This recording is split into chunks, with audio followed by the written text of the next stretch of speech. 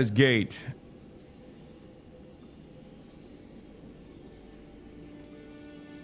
In a bombshell new report...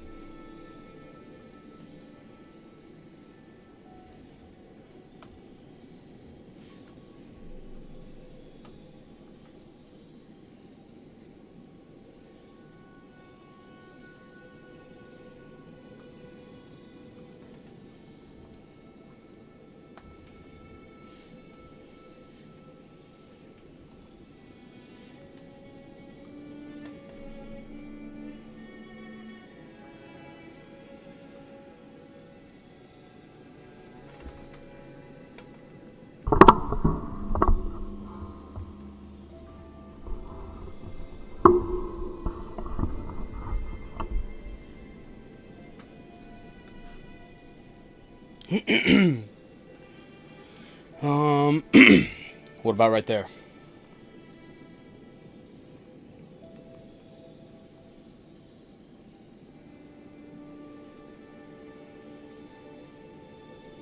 Well, I definitely know. I definitely know that the mic's working. I can hear the game. Published by The Atlantic, Okay, right there.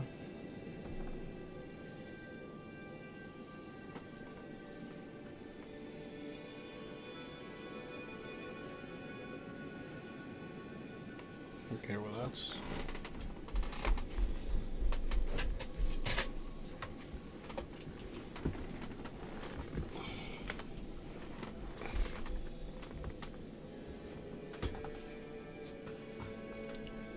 lower. Desktop.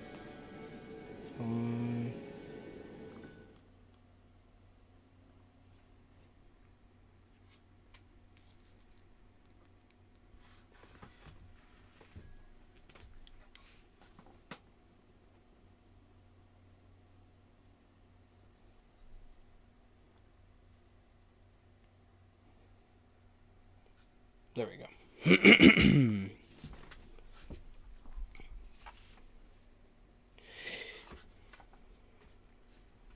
To say that stuff is getting pretty crazy would be an understatement. But it seems like the right...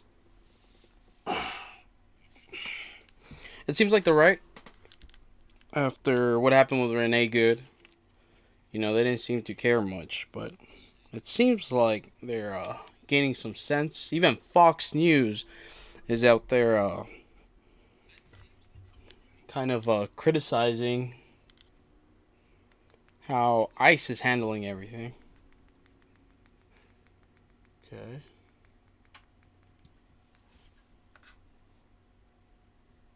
So that's good.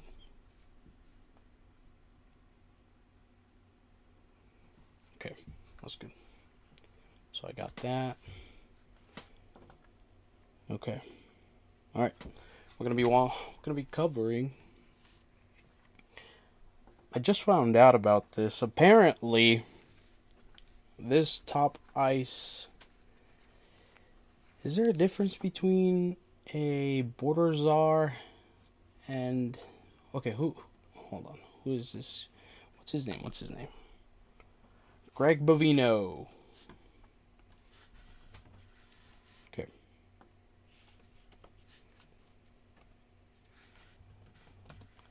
Greg Bovino. Okay.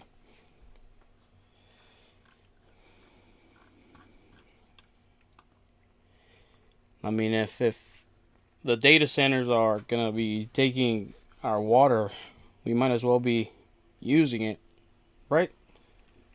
Using AI. Gregory Bovino is a senior U.S. Border Patrol official who gained national prominence in 2025 and 2026 as the public face of the Trump administration's mass deportations operation in major U.S. cities. Major U.S. cities like Minnesota? Has anybody noticed that, you know, they haven't really like fully sent out force to like border cities. And maybe I'm wrong. I'm pretty sure I'm not, but okay. How come they're not focusing on border cities? Wouldn't that make more sense?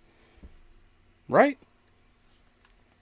Wouldn't that kind of up the ante in terms of, safety and making sure, any border crossings, they're right there when it happens, but for some reason they're in Minnesota. They're in Chicago. I don't even think they're going crazy in LA. Maybe it's because of Gavin Newsom, but I mean, you'd think that they'd be focusing on border cities. El Paso, Texas. The valley in Texas, like the valley cities. San Diego. I haven't heard anything about San Diego. Is anything going on over there? San Diego updates on immigration.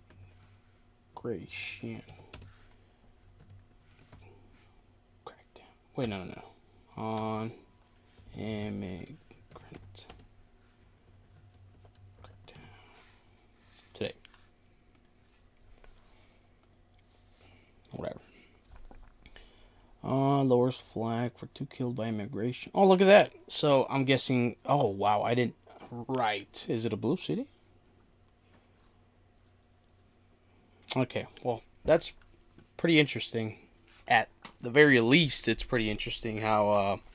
we're not really paying attention to border cities. What are we doing in Minnesota? Is there really that many illegals in Minnesota? Is that something you know, Google? Pop. Would we be able to know that? Yeah. Through, for example, New Mexico. You can get a license to drive in New Mexico without even having a social. I know you can do that.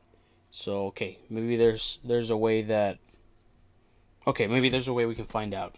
More or less. Okay, population of... Okay, I'll just put it. I'll just word it like that. Immigrants in Minnesota. There's probably a lot less now. No, I'm just kidding. It's not funny.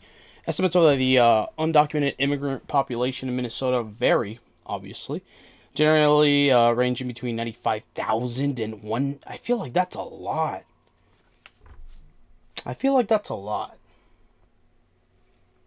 That sounds like a lot. Okay, as of early... How big is Minnesota? Minnesota. Nope.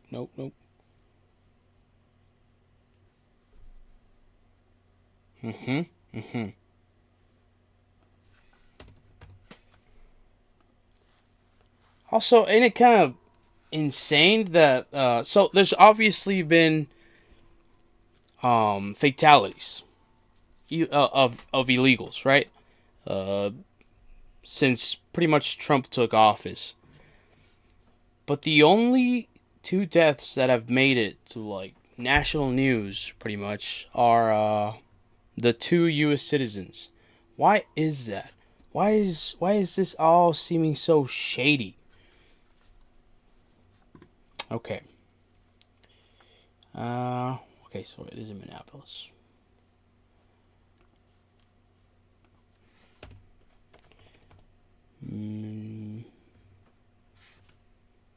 Okay. I just looked up the state's population of illegal immigrants, although the numbers may vary. And it said from 90 to 130. How come there's... Okay. Average estimated, okay.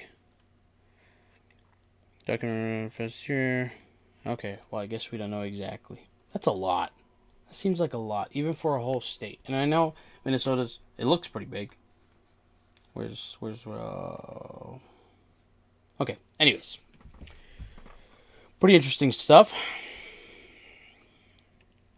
Welcome to my live. Currently working on a video essay honestly, I got faith in it. It's going to be covering our obsession with being downgraded, pretty much, and it goes for everybody on all sides. I don't know what it is, but it seems like we've reached a point where we're just letting anything happen, and it could be said that one side will let anything happen as long as the other side gets owned. But even for them, I don't know. Everything seems like maybe it's part of a plan, because it's not making a lot of sense that we're not going after border cities, like major border cities. And Minnesota's is it a blue state? Is me. Okay. All right. I didn't know that. Well, that makes sense. But still, okay. Well, yeah, makes sense. Okay, so are they targeting? What other city are they targeting?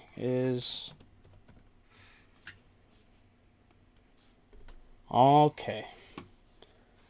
Well, that narrows it down. Bovino, the Border Patrol chief who's overseen ICE amid a series of fatal shootings in Minneapolis, has been demoted. Quote, Gregory Bovino... Hold on, demoted? I thought he was fired or let go, or he was about to... I read somewhere, or I heard somewhere, that he was getting close to retirement. So, to be honest, the fact that he's maybe getting let go doesn't seem as impactful. Maybe he's just the fall guy. Has been removed from his role as Border Patrol Commander-at-Large and will return to his former job at El Centro, California. Okay, so... California, that's funny. It's almost poetic how little sense everything's making. California, where he is expected to retire soon, according to a DHS official and 2 people with knowledge of the change. And of course, if you're wondering why Bovino is suddenly on the chopping block, the answer might be in this paragraph. Yeah, also, according to them, I mean, everything was getting handled pretty good under his watch. So, when I heard about this, because I was listening to a podcast while at work, it didn't make a lot of sense. Why are they letting him go? Are they getting investigated? Are they gonna actually... is somebody gonna get, arrested because of the... Because so far, there's been 2 murders, right? There have been no arrests. They're not even looking into them. The witnesses that were present during the murder, okay, of Pretty, they have been detained. And guess by who? By ICE. Which also doesn't make any damn sense. Okay, great. All right, come on. Homeland Security Secretary Kristi Noem and her close advisor Corey Lewandowski, who were Bovino's biggest backers at DHS, are also at risk of losing their jobs, 2 of the people told me. In other words, if this reporting is correct, someone's head obviously needed to roll given all of the negative attention ICE is getting, and Kristi Noem didn't want it to be hers, so instead, Bovino gets thrown under the bus. Perhaps the most consistent feature of the Trump administration is the collective inability for anyone to ever grasp the fact that at some point, you will be discarded the moment you lose your political usefulness. It looks like that moment has arrived for Greg Bovino. Now, I should note that Kristi Noem doesn't seem to be getting off the hook either. I spoke with the ranking member of the House Oversight Committee, Robert Garcia, about Noem's future. Here's what he had to say about the prospect of impeachment. With Kristi Noem in charge of the Department of Homeland Security, what punishment, what consequences should she shoulder because she's in charge of this agency? Well, she should be impeached. I mean, look, if Kristi Noem doesn't resign, or removed from office, that impeachment procedure should start immediately. I'm one of the... Okay, but in reality, let's go back to reality for a moment. Why are they still trying to go for... Listen, obviously Kristi Noem is... Okay, let's be super precise. Not trying to get anything wrong. Let's get everybody's roles up on the screen. Okay. Yeah. Always get the lower FP consumption, okay? 71, 137, 83. No, what am I doing? I need this. Okay.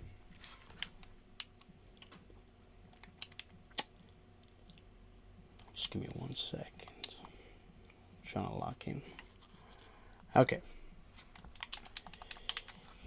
What type of authority does this woman even have? Because I'm not someone who's insanely versed in everyone's roles, okay? Do I know what's going on? Kind of, yes. But at the same time, I am learning as I go.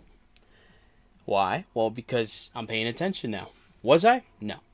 I thought, okay, I mean, everything's kind of seeming a little crazy and a little scary maybe. But, I mean, what can I do? And I got tired of pretty much just arguing online. And I got tired of arguing with bots, specifically. So I said, you know what?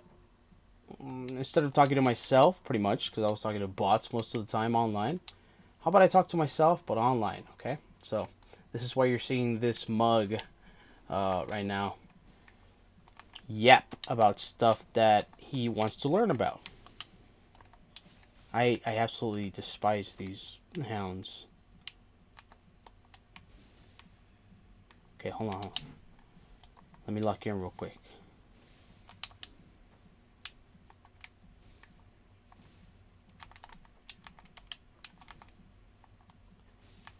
Ugh, these guys need my help, and I'm not there. Whoa! Chillax. Damn. Okay. Jesus Christ.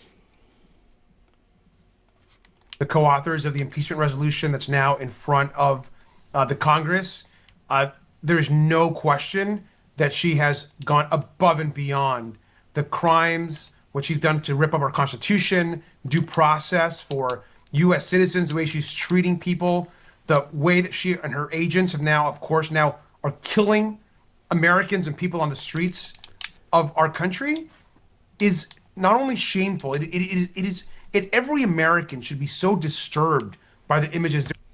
Not MAGA. Some of MAGA. I've seen even on TikTok they've gone out and shown their faces and pretty much like given up on the whole MAGA movement. A lot of them are. So it's not. I said MAGA, but it's not all of them. There's some props to be given there. At least they're trying. Some of them. But it's kind of a it's honestly kind of surprising that a good chunk of MAGA is, actually using their heads and realizing that, hey, is the government overstepping? Isn't this what the right is all about? What conservatives are all about? Being wary of a government that is maybe taking advantage of their authority. The one thing you can't take away from the right, the one thing you can't take away from the conservatives and Republicans and all of them is that they've always been the side that have been, anti-government overreach. But now it seems to be like you can't take away the fact that that's what they were. That's what they always preached. That's something that let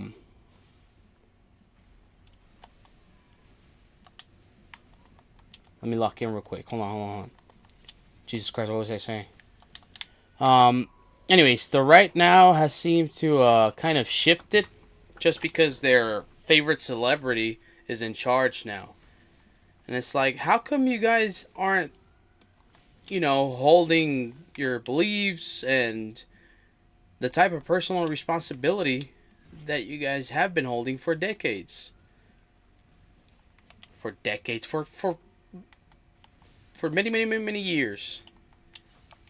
But now, when it's time to actually, be a part of a more modern type of Jesus Christ, hold on, let me just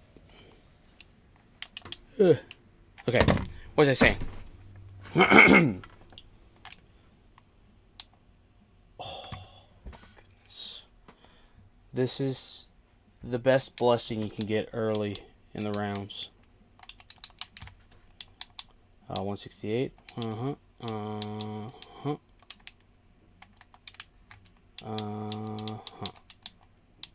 Okay. Cool. Yeah, boy. What was I saying? I swear this is very important to me. I cannot multitask to save my life.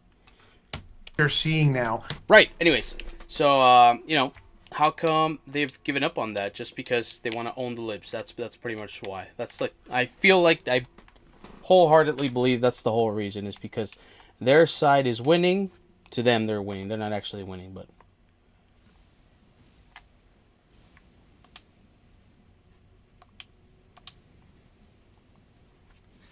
And to have her and others come out and say that everything that the agents are doing is correct, or somehow that we shouldn't believe what we're seeing, obviously we're all of us are outraged by it, and so she must not all. be impeached. You know what confuses the heck out of me? So most of our politicians, at least in the actual government, okay, of the country, they, a lot of them are funded by APAC and all this stuff, and you got Gregory, what's his name? Gregory Bovino over there pulling up to a protest to, I guess, dissipate a protest in full full uniforms of those people. What are they called? No.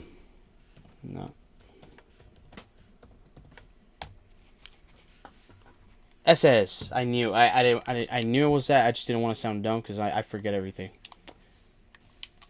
It's like I wonder what Israel thinks of all this stuff going on. That a good chunk of the controlling side of the controlling side of this country is they're for the guys that where am I going? For the guys that don't like them. They actually kind of hate them. No, they do hate them. I wonder what they think of that. It's kind of interesting. And those efforts are underway, and I know that oversight, judiciary, homeland security, those three committees are going to be very involved in that process. And of course, if you want to watch the full interview and all other interviews, the best way to do that is to subscribe to this channel. I'm also fast approaching 5 million subscribers, so if you'd like to subscribe now, I would really appreciate it. In other words, I'm already subscribed, bro. Don't worry. Kristi Noem can sacrifice her underlings all she wants, but it doesn't look like the spotlight is being taken off Noem anytime soon. Something that this administration doesn't seem to realize is that the buck stops with the people in charge, and that when they royally fuck up by, executing Americans in the streets, the people who lead... Quite literally, too, isn't it? Like, literally. They're not going after the worst of the worst. They're going after illegals, and they're going after... They are seemingly excusing the fact, justifying the fact somehow, that there's casualties. Come on. U.S. citizens casualties. And it's crazy to see how MAGA is also justifying it, being like, hey, well, don't break the law. But, okay, let's see. Check it out.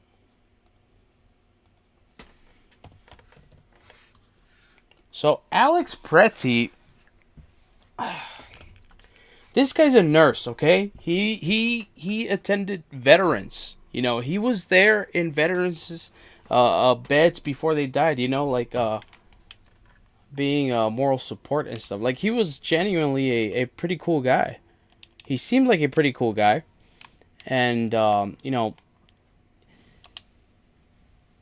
he had a right to carry a gun. First of all. That's another thing that it's pretty disheartening to see. It's actually pretty scary that the right can become so loyal to a cause that they've been brainwashed into thinking is the right one, like getting rid of all illegals. Which, listen, come in the right way. Okay, fine, sure, yeah, okay. It's a civil offense, but okay. But to take that and pretend like that justifies government overreach, that's insane. Especially coming from the side that's not supposed to be for it. That's supposed to be totally against it.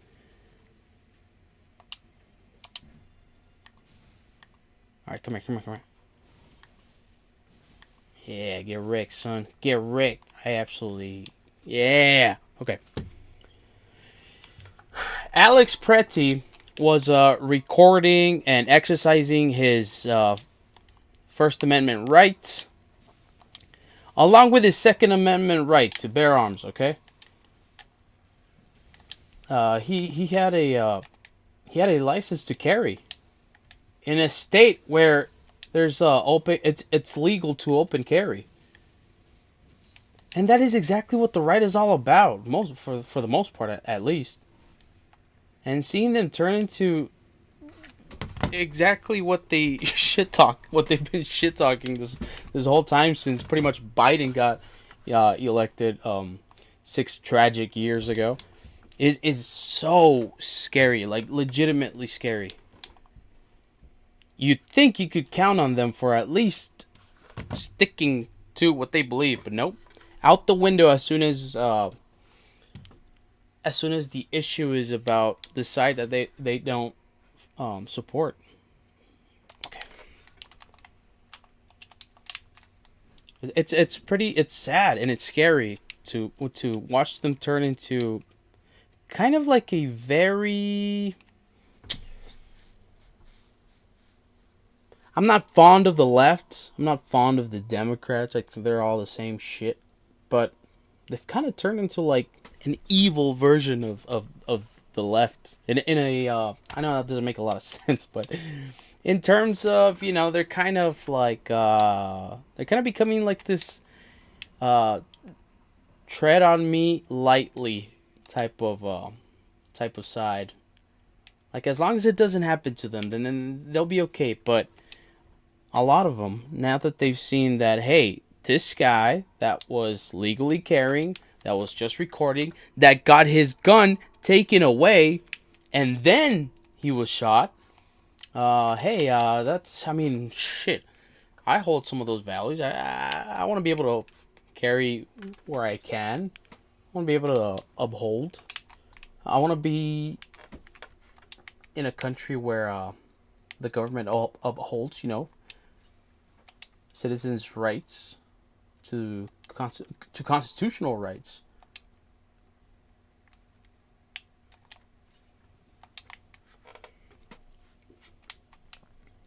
Okay, whoa, what's going on? The government agencies overseeing that action are going to be held responsible. I know that part of the Trump mantra is to never accept even an ounce of blame, but these people are learning a quick lesson in the definition of accountability. Now, I should note that the administration is pushing back on this reporting. Tricia McLaughlin wrote it on Twitter, quote, "Chief Gregory Bovino has not been relieved of his duties. As the press secretary stated from the White House podium, Bovino is a key part of the president's team and a great American." Of course, believing this administration at this point is like believing Trump when he says he aces his cognitive exam, so you can probably take Tricia's denial with a grain of salt. Now, if Bovino is indeed out, that is the correct first step. But I want to be absolutely clear. This is not, in any planet, justice. This person should never be allowed to show his face again in civil society, at a bare minimum, and he should face criminal consequences for the absolute circus that he's ushered in. And frankly, anyone worth his or her salt in government on the Democratic side should not stop until and unless Greg Bovino is held to account for what he's done. I'll note that the statute of limitations is 5 years for most federal crimes here, something to keep in mind. But beyond that, Bovino reportedly being demoted is still a striking move for an administration that never accepts any blame. And yet, the reason here is clear. Trump has taken his strongest issue, immigration. Well, I mean, let's be real. The only reason they're kind of taking some action now is because of exactly what happened. They're overreaching. Again, it was a man, a white man, a U.S. citizen that was legally carrying a gun. Everybody took videos of different angles. Everybody that was there, all the witnesses that were there, they took videos of different angles. Everybody saw what happened, except for the naysayers, except for the ones that are coping, mostly MAGA, like 99% MAGA, and saying no, he was trying to shoot him. Now, was he struggling? Yes. Did he deserve to get absolutely annihilated? No, of course not.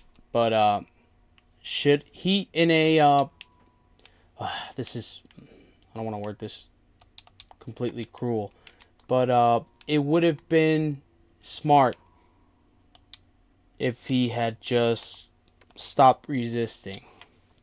And as sad and unfair as that sounds, he would have been alive today if he had stopped resisting.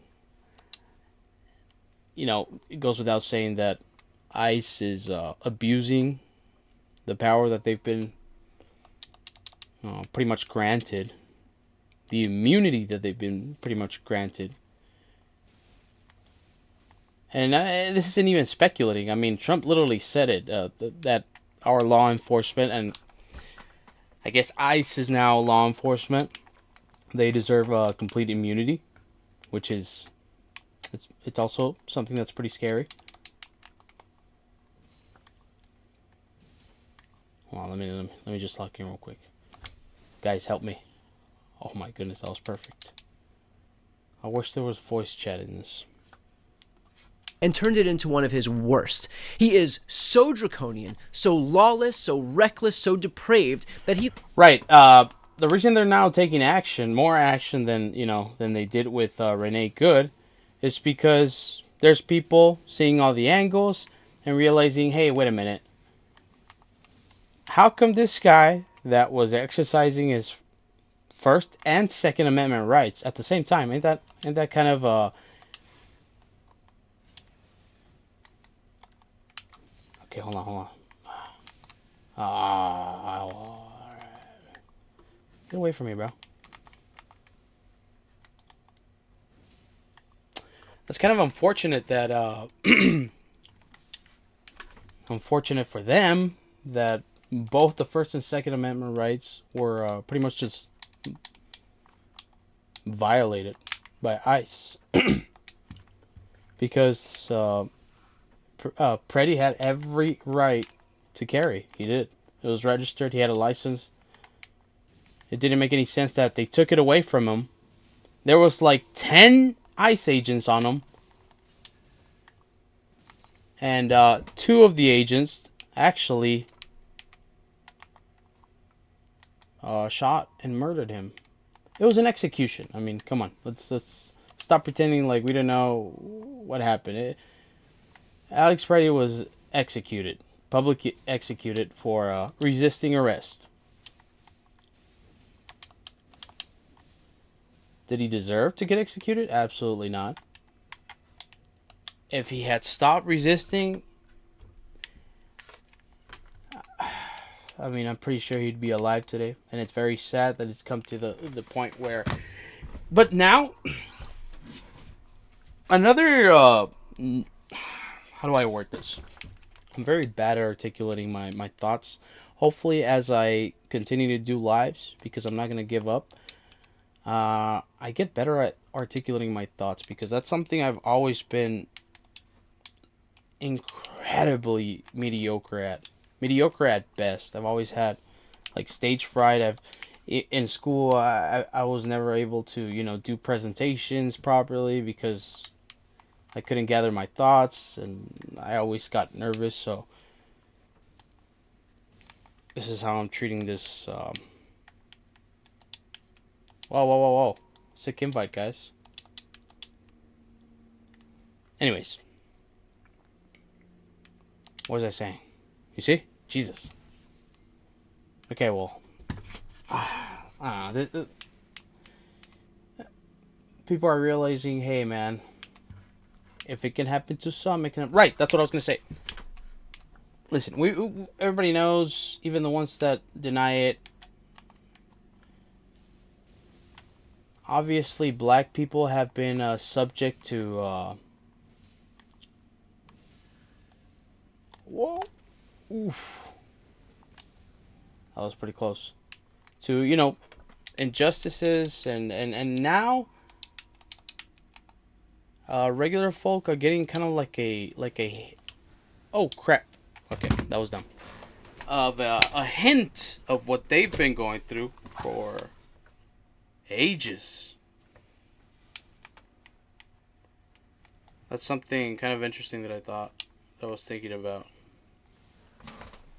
Lost nearly 3/4 of Americans with the way that ICE has comported itself throughout this entire process, to the point where the guy in charge is now reportedly being demoted. I'm not really surprised that President Trump is sending Tom Homan in, because ICE, DHS, Kristi Noem have been a political disaster. Because just take a look here. I mean, ICE's net approval rating during Trump's term. You go back to term number 1. Look, it's pretty even at 0 points. You go to June 2025, right? That was when all that stuff was going on in Los Angeles. They dropped down. Look at this, minus 17 points, way in the basement. But then after Minneapolis, it's even lower, minus 27 points on the net approval rating of ICE. Of course. Well, then again,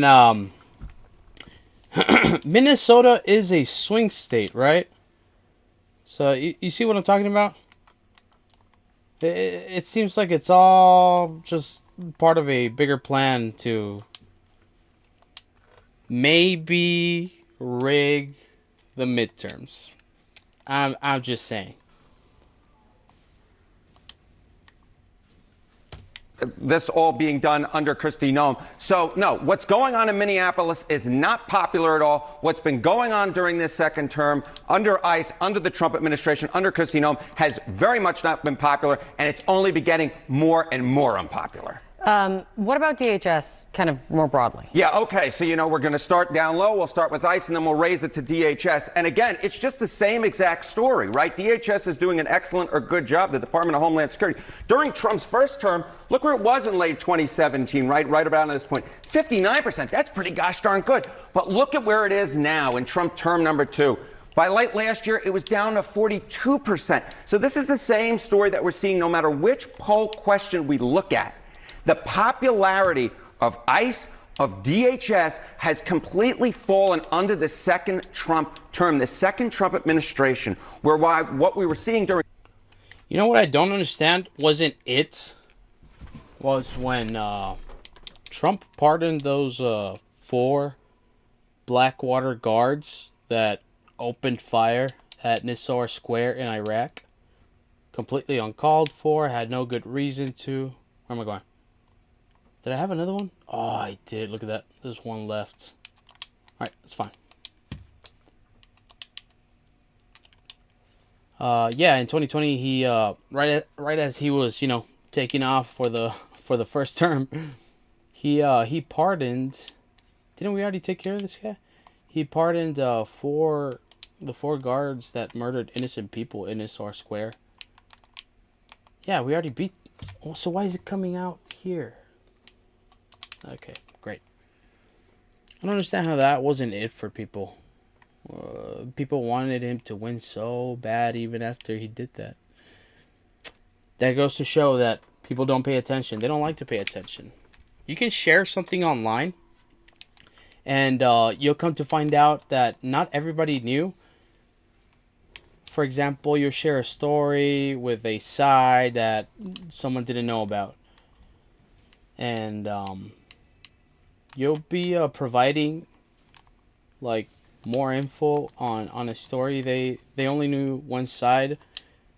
Where they only knew one side, where, for example, maybe they got their stuff from Fox News, and that's the only place they got it from. Somebody will share stuff on social media, and oh yes, oh let's go. Oh my God, let's go. Let's freaking do this, bro. Oh, yes. Okay, perfect. I need to find a merchant. What was I saying? I don't know. Oh, these guys got it. No. Yes. Okay, we can take him. Come on.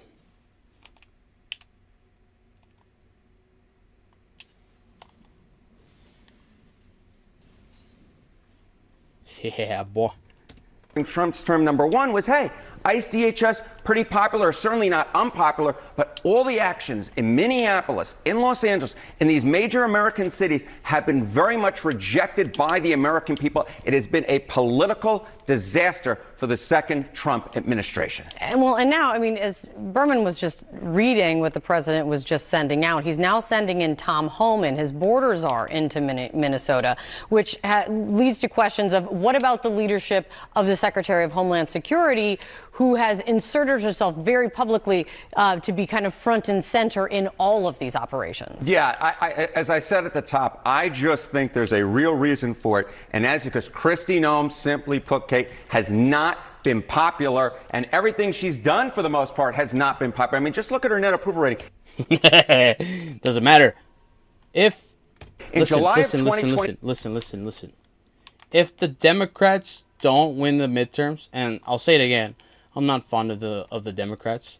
They keep you exactly where they need you to make profit off of you, okay? The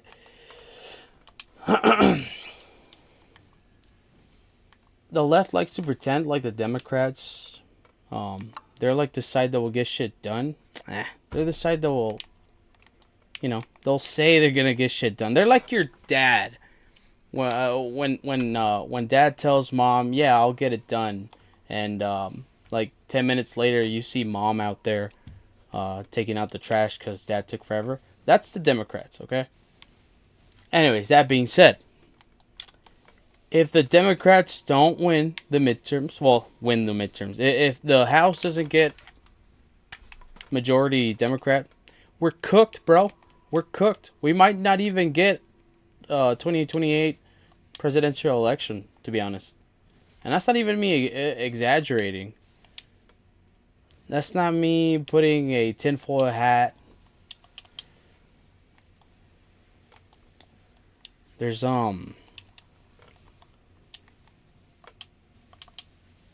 Ooh, that was dumb.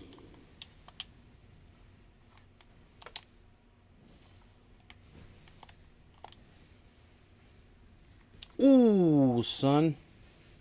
Okay. Come on. Yes. it was minus 11 points. It's actually gotten more unpopular now at minus 16 points. I looked at every single poll that has been conducted on Kristi Noem's popularity.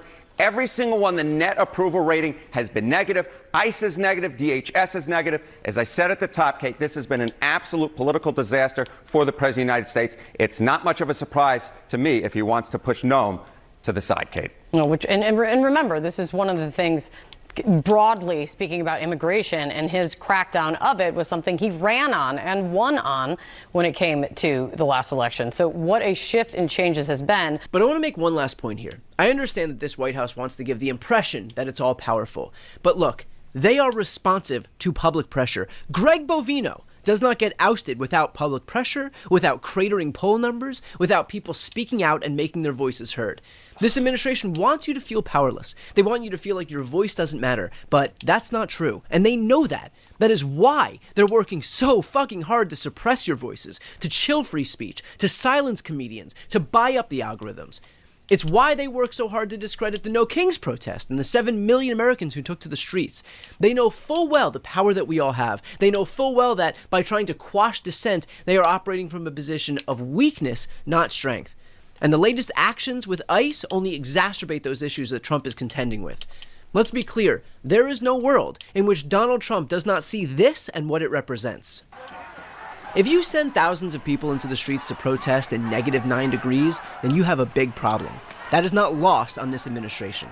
We're starting to see the cracks, but the reality is that this is not the time to declare victory. It is the time to double, triple, quadruple down. We will bring about an end to Trumpism, slowly and then all at once. We're at the beginning stages. Trumpism. No. MAGAism. They don't even stand for making America great anymore, dude. It feels like they've also given up on that. What happened to America First? We're still funding Israel. We're still funding Ukraine. We are still giving away money. We have 50 grand for any ICE agent that joins up. Damn it, we completely got clobbered. $50,000 bonus, bro. For how many ICE agents so far? Oh my goodness, we're not dead yet. Nah, we're about to die.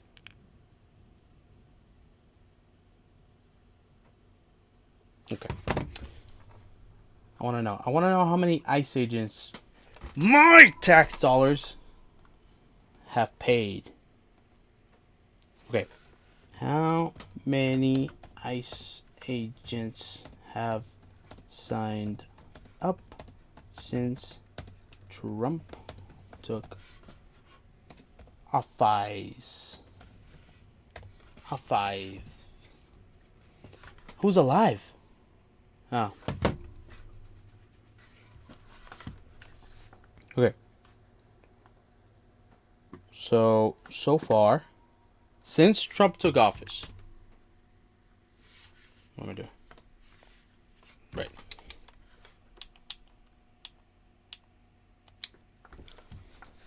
Since President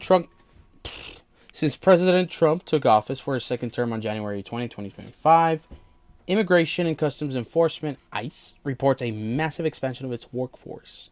Hiring figures. The Department of Homeland Security announced it hired more than 12,000 new officers and agents in less than a year.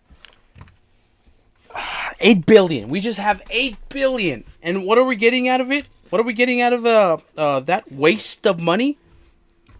Not only immigrants that have no criminal record, except for the fact that, they came in here legally. Again, it's a civil offense. Also, U.S. citizens murdered. Okay? Murdered. Should Renee Good have just stopped her vehicle? Yes.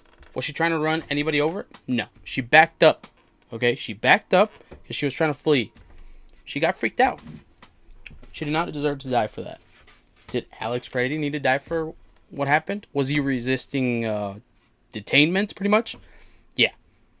Should he have gotten massacred, publicly executed for it? No, absolutely not. Kind of crazy how third world problems have reached the U.S. in just 1 year. But anyways, 8 billion is just giveaway to total schizos. There's a lady that just signed up for ICE, didn't even provide all her info. She didn't even fill out paperwork properly or fully. Okay. Woman joins ICE. I don't know, without trying or something. This one. Yes. Her. Okay. Check here on this Democracy out. Democracy Now. No background check, okay? Now think about this. This lady can get hired. Now she's a veteran. She's not a bad person, but think about all the bad people that can get hired because they're not even doing their job properly when it comes to hiring these new ICE agents. Now check this out. .org, the War and Peace Report. I'm Amy Goodman. What happens when ICE hires agents with minimal screening? Okay. The truth is far worse. Okay, so the recruitment. Apparently they're not even checking. They just want to hire as many people as they can. In my personal opinion, there's a plan that needs to be executed, and That plan involves getting as many crazies as possible to join ICE. I'm the proof, was the headline. She begins Irrefutable proof, by the way. her piece. The plan was never to become an ICE agent. Okay, the plan. When I went to the Immigration and Customs Enforcement Career Expo in Texas last August, was to learn what it was like to apply to be an ICE agent. Well, I wouldn't be curious. You've heard about ICE recruiting? Okay. So check this out. Okay, this woman, unsung hero, by the way, because apparently nobody else has done this. There. Explain what exactly you did, what this fair was, and then how you applied to work for ICE and what happened. Absolutely. So the hiring event, basically, you brought your resume in, you handed it over, they were going to do an interview, and they were promising on-the-spot hiring to where you could... Like, promising on-the-spot hiring. How? What do you mean promising?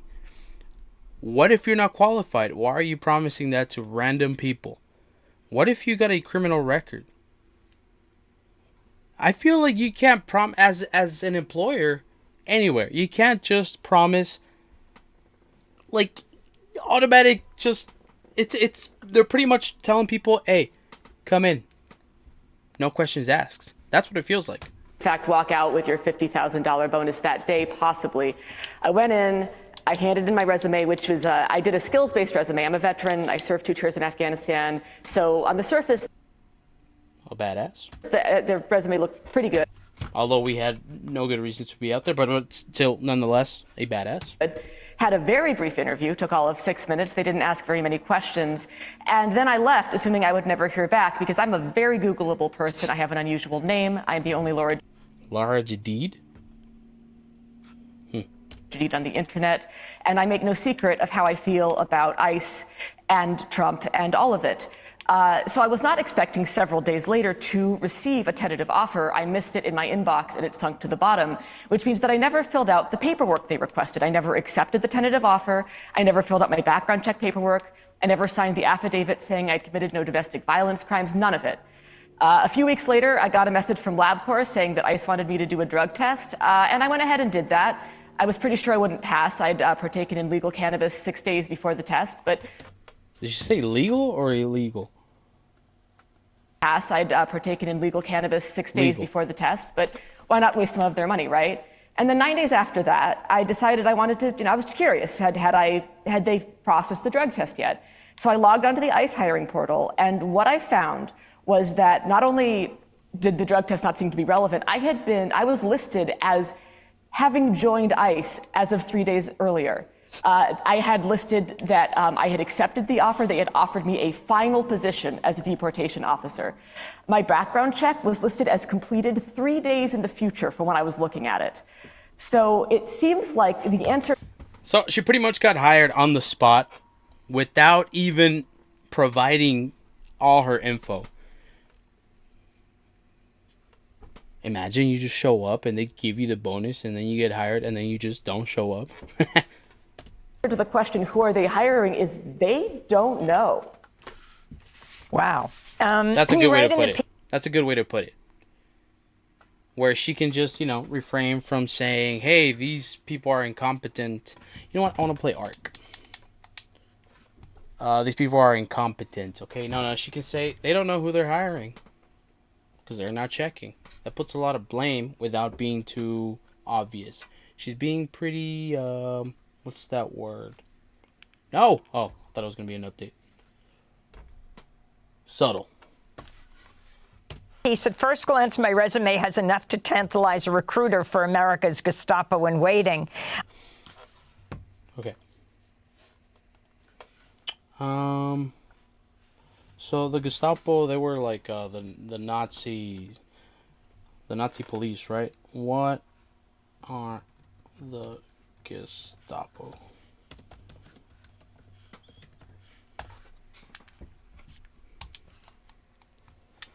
Okay. It is a heavy but important piece of history to understand the Gestapo, a contraction of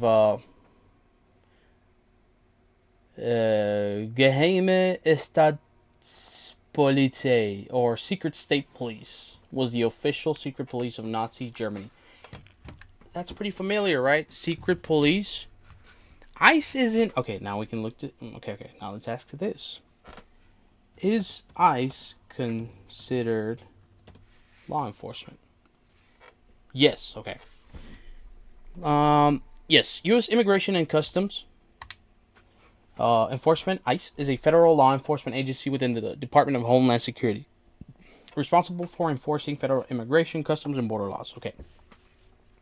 Now, let's look up. Does ICE play a role in or a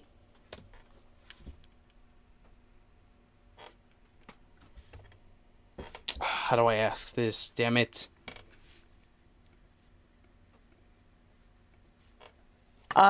You're likening ICE to the Gestapo? Absolutely. And I don't think that's... Listen, they got masks. They don't want you to know who they are. They're law enforcement. I don't know, man. I feel like secret police kind of fits. in any way hyperbole. We have armed, masked thugs on our street right now. That's what I said. Who are brutalizing, detaining, and murdering people with apparent impunity, a carte blanche. What is this? Once committed to your project, resources cannot be retrieved. What is this? The earthbound machines rolling and draining across the rain. First minutes to watch. Okay. Rusted bolts. And then you get... Okay. Okay. Surveyor... Okay. Okay. Cool. Track resources. A license to kill from our government, and they can't even keep track of who's behind the masks. I don't believe for a second they're keeping track of who's a U.S. citizen, who needs to be deported, where these people even are, these disappearances where people vanish into the system.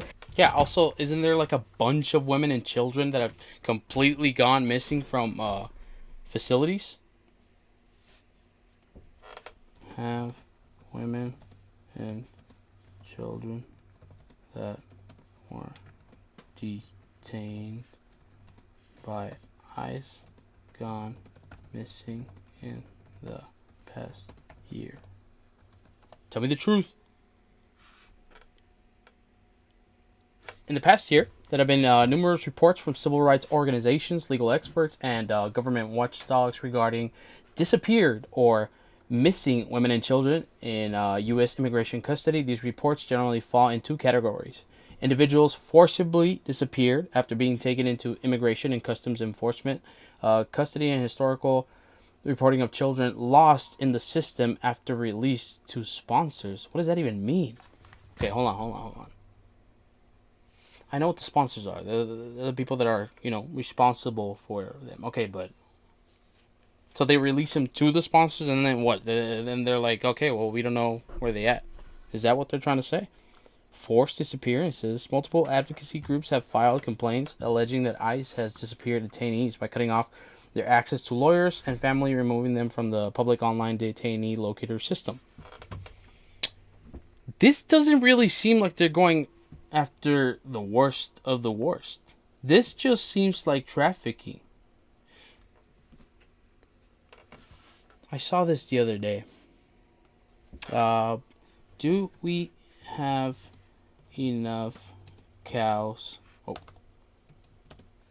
to supply to the number of burgers?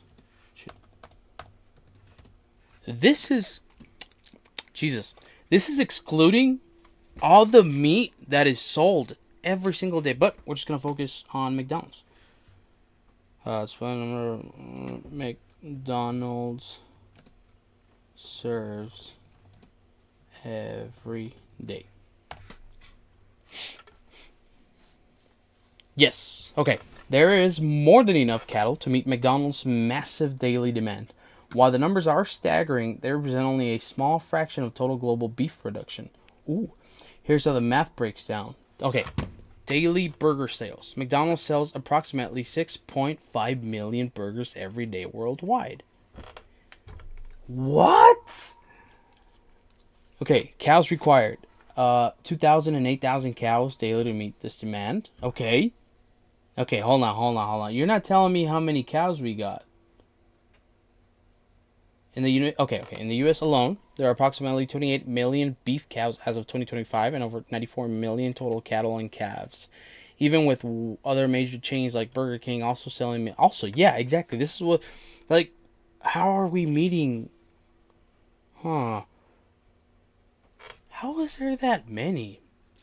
Listen, I see cows everywhere, okay? I'm in a part of Texas where, it's super normal to see cows everywhere. But those are alive. You know what I'm saying? Yeah, you can say there's this many, but they're alive, right? Is this before or after you use human meat? No, I'm just kidding. Okay, 28 million beef cows. Okay. Would you like to know more about the specific supplier uses? Yes. Yes, please. Oh, this is going to be a tangent, but McDonald's does not raise its own cattle. Instead, it relies on a complex global network of independent ranchers and large-scale meat processors. Huh. Okay, I don't want... Yeah, no, this is going to be a total rabbit hole. Let's focus. Is it on purpose, or are they really that sloppy with paperwork? Ultimately, it doesn't matter. This constitutes a national emergency. We have unknown armed thugs in masks who are terrorizing citizens. So you have served in the military. You deployed twice. Can you talk about what that experience taught you? And also, you did do an interview with an agent, and I'm wondering if you could tell us what that agent said to you and where that went. Absolutely. So I joined the military right out of high school. I really believed in the whole war on terror thing. I really thought we were going over to spread freedom and democracy and what. No, we weren't. Oil, baby. Have you? And when I got there, it became very evident very quickly that that was not the case and that we were doing it was a bad war and we should not have been there. Where were you? There were no weapons of mass destruction. We went over there strictly for resources. Resources that, I don't know, man. Couldn't we have just talked it over instead of taking over? Kind of crazy, huh? What to do. I was in eastern Afghanistan for the first deployment, western Afghanistan for the second.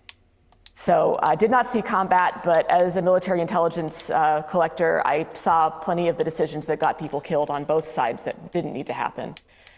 So I came back very disillusioned, like a lot of people, and actually like the ICE agent that I spoke to, which, by the way, this interview wasn't actually part. Well, yeah, these people they seem like, obviously not all of them are going to be bad. I mean, there's going to be, honestly, I feel like a lot of them, maybe even most of them, are just in the mentality that are like, hey, listen, I'm just doing my job. But there's a lot of bad apples. There's no background checks. There's no nothing. You just get hired on the spot. How do we know that a lot of the new ones aren't complete evil pieces of dog poop? Okay? How do we know that's not the case? We don't know because they don't even know. Part of the hiring process, it was an optional step to see if I wanted to join up. But he told me that he was also joined right out of high school. He also deployed. And when he got back, he also got out as soon as he could. He didn't want anything to do with the military.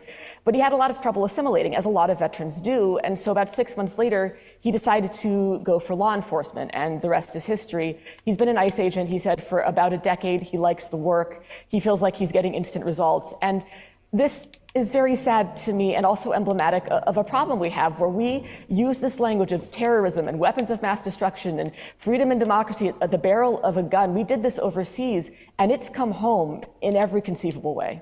Talk about your concerns about them not doing a background check. I mean, what does this mean for people who are documented to, wife beaters, people kill women?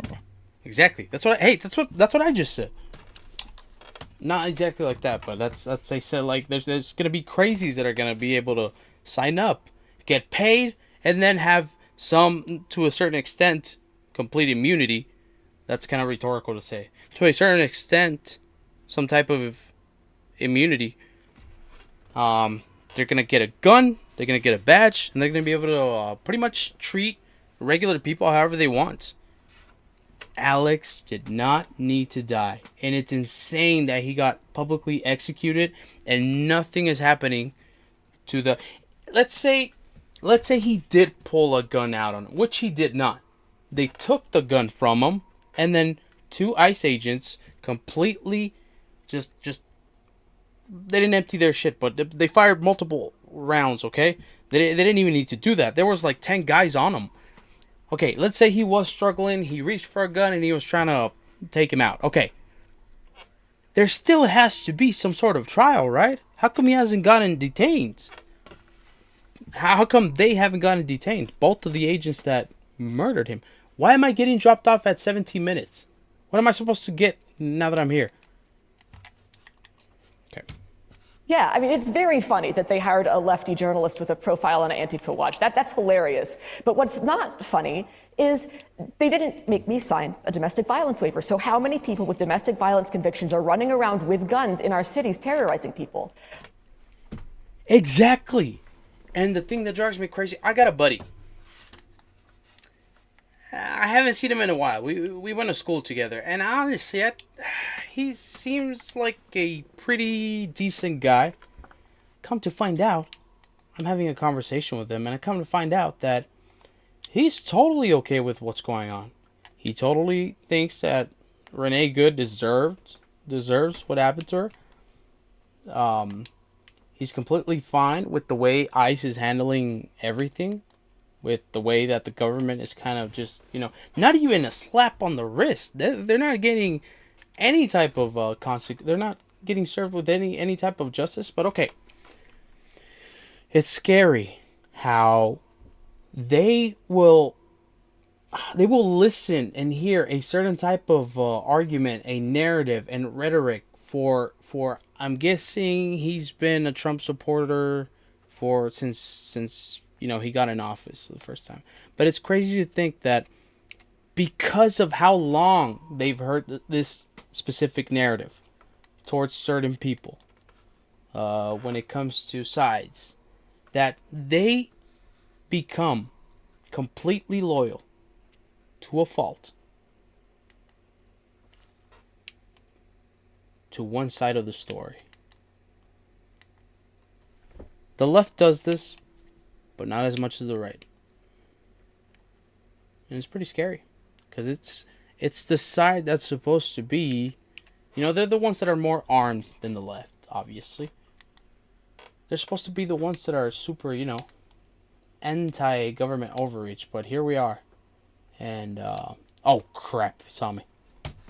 How many people who have been committed of sex crimes or crimes against children are in charge of detention centers where there's no oversight, where people won't be missed and won't be believed? The horror, it boggles the mind how bad this really is. And you were hired to be a deportation officer. What exactly is that? Where would you serve? Also, where are the pro-life people, man? Where are the people that, Trump wrote on releasing the Epstein list and... he hasn't delivered, and where are those people at? Parading at least online figures that still are defending the fact that the list hasn't even gone out. The list, it's just the names, man. Come on, just give us names.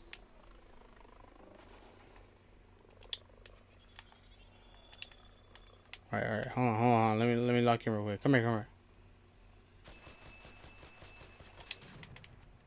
Yeah, boy. Oh, crap. Yeah, so yes, deportation officer. Basically, the agent was very keen on letting me know that I wouldn't be given a badge and a gun right away. I wouldn't be out in the street messing people up. I would probably have to push paperwork for about 6 months before I got there. Dang, 6 months till you get to violate people's rights? Seems like a long time. And when I expressed that was fine with me, with my analyst background, he actually...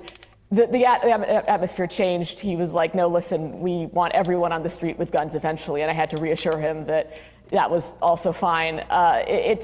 It seems like the focus is very much getting people out on the street with guns, and the focus of the people applying, apparently, is to get out on the street as quickly as possible to brutalize people. I'll just end by asking you, you said you signed up to fight the war on terror, and you served twice in Afghanistan. You call what's happening here in the United States the war on terror come home. Yes. It is very sad. It is not surprising, but it is very sad. This is a national emergency. This is a state emergency. And frankly, it's past time that governors called up the National Guard to protect the citizens who elected them to keep them safe from the people actually terrorizing us in the streets. Laura Jadid, I want to thank you for being with us, freelance journalist who writes regularly. Okay. Listen. That's not okay. And the fact that people are okay with this is also not okay.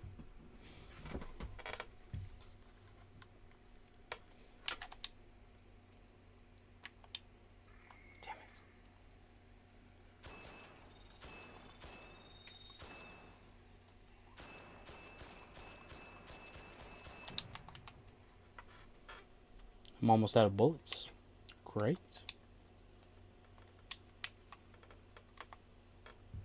On her. No. Okay. Right now, but it's going to take everybody stepping up while we still have the chance.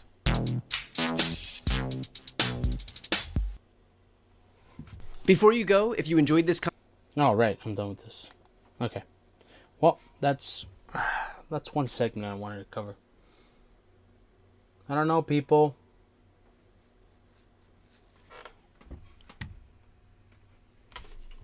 I don't want to say more than I should be saying. Not that I know stuff, just I don't want to get in trouble because I say some stuff that the government doesn't like. Anyways, moving on. So yeah, all this is it's insane. It's pretty scary how nobody's even, the people that are trying to do something about it, they're not exactly being, super revolutionary and going out and overthrowing like whatever, right? No, they're recording. They're trying to drive away. And can you imagine what would happen if you tried some more extreme stuff? No, thank you. Whoa, whoa, whoa. Chill, bro. Chill.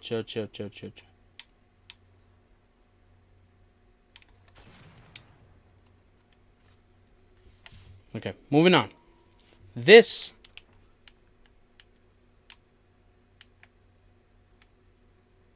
What's up with all the drones today? Okay. Hassan Piker. My favorite topic to cover. I am obsessed with this guy. I wake up and I think, what is Hassan gonna fuck up on today? And I'm like, I can't wait to watch. Hassan Piker. A self-proclaimed journalist, right? Self-proclaimed, yes, nobody's gone in. Let's fucking go. Nobody better come in, bro. This guy puts a press vest on and goes and protests. Everything this guy does, except for the fact that he abuses a type of okay, do I need this here? Of a training method on his dogs, on his puppy, on his innocent puppy, is performative. Okay, this guy doesn't actually care about, power to the people. He doesn't care about equality. He doesn't seem, I don't even know what this is, but holy crap, move to safe pocket. Thank you very much.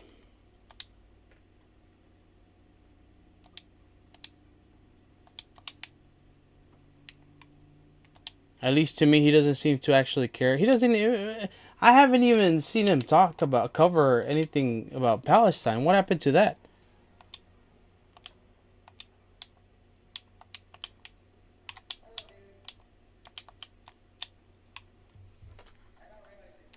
No, you're good. You're good. You're good. You can come. You come in. No, you're good. You're good. I'll see. I found some cool stuff, so you can have the rest.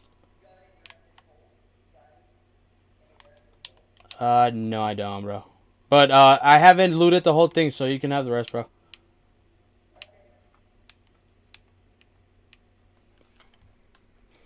I am so nice to raiders on here, and it doesn't happen a lot that I get.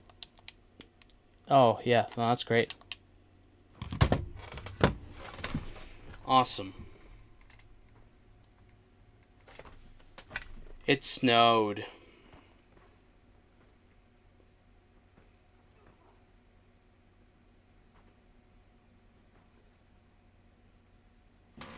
Oh shoot, I don't even know if my my stream is even working. Is it?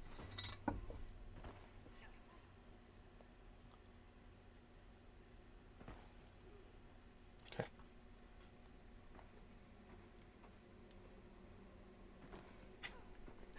All right.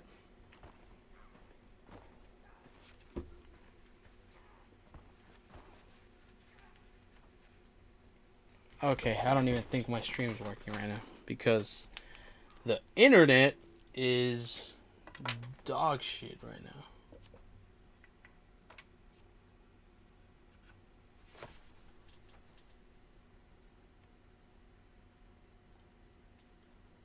Wait, no, the stream is working. Whoa, what's up with my Xbox? Can I... Okay. Okay, cool. Yes, I can use this. Okay, it's working. Alright, anyways. Jesus Christ. What was I saying? Right. Hassan Piker, okay? This doofus. I don't understand why this guy's so against the Democrats. I'll say it again, I'm not fond of the Democrats, but it would make sense that since Trump is elected and lefties like this guy are extremely against the type of governance that this administration is engaging in.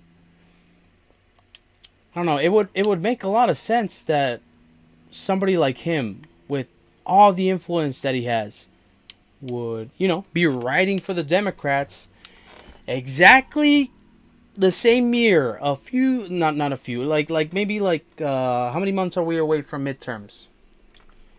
And no, as a matter of fact, he is in fact doing the exact opposite. It seems like he's trying maybe to already sabotage the midterms for the Democrats. He has a lot of followers. He has a pretty big influence. He's always he's not always. He plays a big part in leftist spaces and then democratic spaces. Where do I go?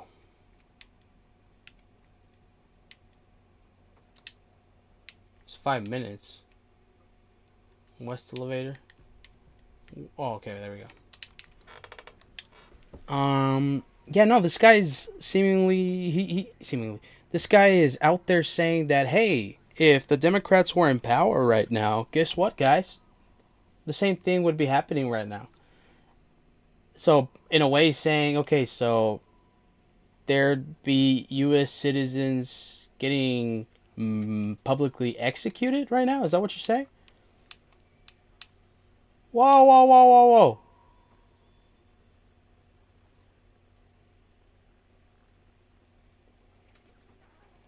Holy crap, I don't even know if I'm gonna make it. Ooh. Oh no! I'm gonna lag. No! No!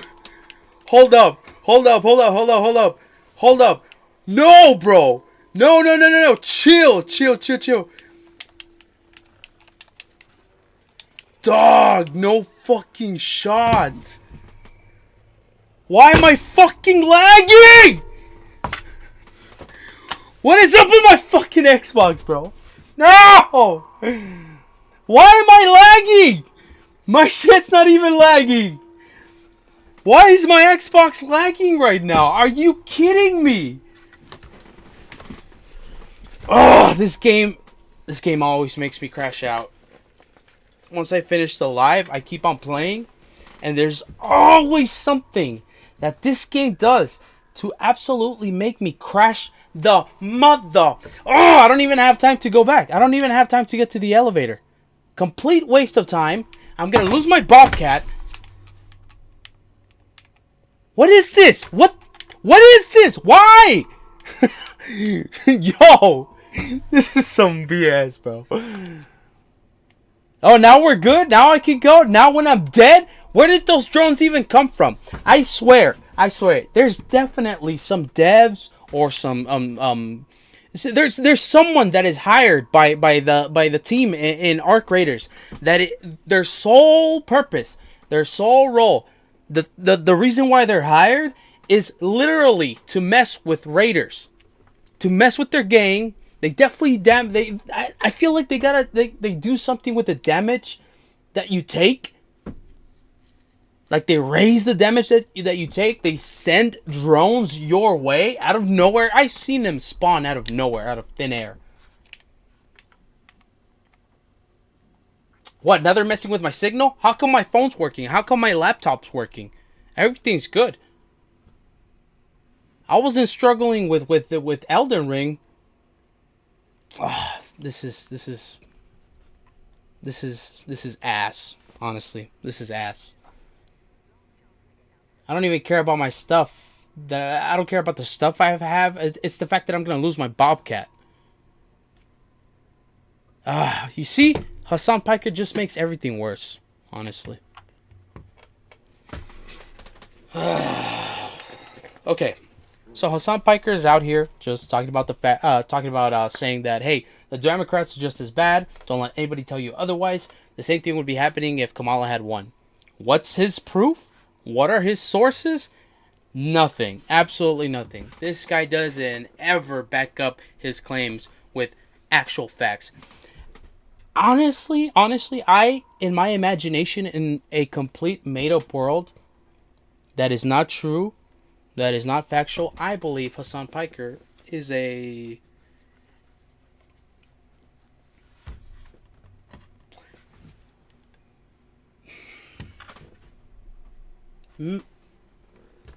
Maybe he's, paid to spew propaganda? I don't know. I feel like if the Democrats get the House back, let's say 2028, the Democrats get a president, I don't know. I feel like this guy would once again become irrelevant. Because let's be honest, before October 7th, 2023, he had to rely on his buddies' content. He had to become part. Okay, hold on. So does that mean it's going to close? Yep, it is. This is some BS. Ugh! Okay, whatever. I believe that the only reason Hassan Piker became part of H3's crew, and they had their own little separate podcast, I think it's because he knew he was just fading into irrelevancy. That's just me, though. What is this based on? Nothing. I'm just making stuff up. It's not true. Okay, well, at least I got whatever this is. Alright, whatever. Damn it. I'm gonna reset the Xbox, because there's no way that just... okay. Alright. We're gonna restart. restart, and then we're gonna watch Hassan Piker be a total dipwad. I said killed someone, so he's Okay. The shooting captured on video posted on Facebook and verified by NBC. This guy swears he actually gives a crap about any of this. He's out there protesting while keeping safe, saying, I got tear gassed, I got shot at. It's like, no, you didn't, bro. You were like way out in the back when the whole protests were going on in LA, like the anti-ICE stuff. It's like, you don't care about any of us, bro. You and your ivory tower. he's gone. He's not here. He left. So I'm a little bit out on my own here. So it's going to be a little difficult. I might try to do a solo dolo here, but I will be doing some. Yeah, of course you can't do anything on your own because you've had everything handed to you. Hey, listen, no hate to that. You got rich parents. Shit, that's super cool. I wish I had. I love my parents, but I wish I had rich parents. I would have been pretty cool. I would have been a spoiled brat like this guy. That would have been pretty cool. I wouldn't have known this life, so, no harm, no foul. But it's the fact that he denies it, and he plays this wannabe workforce guy that knows the struggles of not having money or knowing what hard work is. This guy has never worked hard in his life. This fatty has never known what actual hard work is. Okay? And would that be such a big issue? No, shit, good for him that he's never had to struggle. But it's the fact that he pretends like he knows. Is he the guy? Yeah. He once said that streaming is harder than a 9 to 5. Can you believe that? Can you believe somebody said that? That streaming is harder than a 9 to 5. Than a 9 to 5. I'm gonna give you the easiest, one of the easier jobs that somebody can get. A Starbucks barista. Hey, no hate to him, but I feel like that's a pretty easy job. Maybe you got to deal with crappy people, maybe it's a lot of hours, whatever. But it's the fact that you show up and you make coffee and you take orders. Okay, good for you. You got a job. No hate to the fact that you have that job. It's just, it seems like a pretty easy job. That is a lot harder than streaming, because I'm streaming right now. I'm not popular. I just barely started. Hopefully I get popular, and maybe I'll understand if it is hard. But bro, this is insanely easy. All I gotta do is turn this thing on, turn that one on, and then just look stuff up. It's what I do. I'd be doing this and talking to myself instead of on YouTube if I hadn't, I don't know why. I guess I really wanted to work on articulating my thoughts and just having a conversation and pretending like I'm having a conversation with an audience. But that's neither here or there. It's dude, just own it, man. Just own it. If you're rich and you're a lefty, okay, bro, just own it. Just be a rich lefty wannabe socialist. I don't understand. This guy has every out. He can just be like, listen, I'm rich, but hey guys, I ride for you guys. I'm rich as hell, and I got all the money I'm ever gonna need. I'm gonna be able to feed my kids' kids. It's all good. Be that. And then I feel like it'd be kind of hypocritical. Maybe, people would still find you pretty dishonest, maybe. But you owning that, the fact that you're rich and you say you're a socialist, you say you're for communism, okay, but own it. Don't pretend like you're this hard-working fellow. You're not, bro. You're a dishonest piece of dog poop that did this.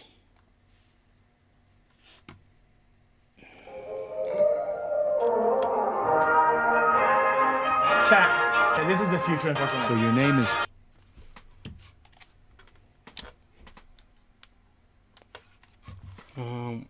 Of all of America's much more consequential violence, okay? It's the same reason as to why America, Kaya, please just fucking go, just stop. Yeah. Right. Anyways. Now he's over here telling people, hey, guys. He's pretty much telling people, okay, maybe he's making it seem like, hey, is it even worth, getting the Dems back in the house? That's pretty much what he's doing. And it's like, dude, listen, the lesser of two evils right now, obviously, is the Dems. What are you doing, man? You got a huge following. Every vote counts. Like, what are we doing? Coverage regardless. On that note, I'm gonna reported on that. Gear up right now to go up. And I need to show the context of what I'm talking about. More? Shit.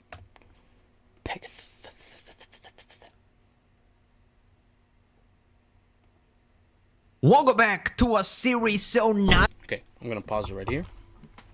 I'm gonna fill up the tank.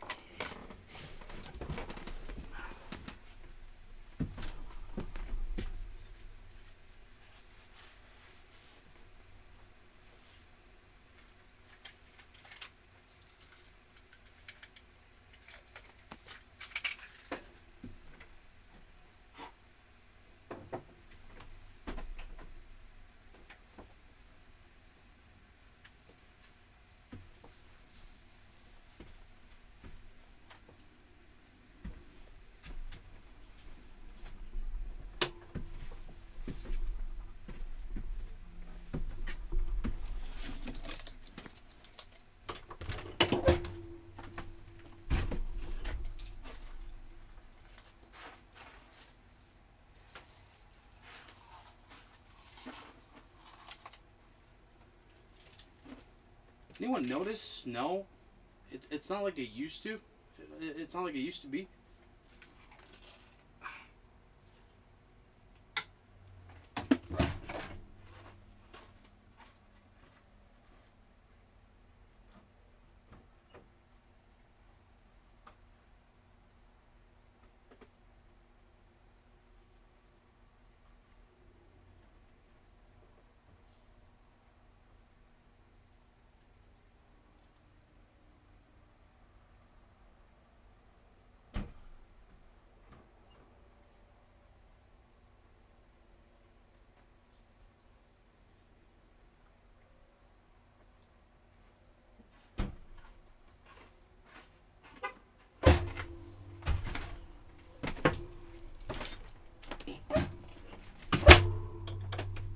Colder than a witch's tit outside.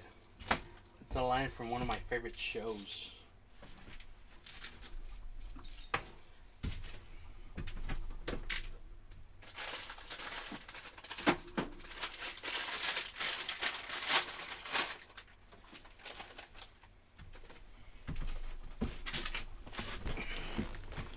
Okay, got a little hungry.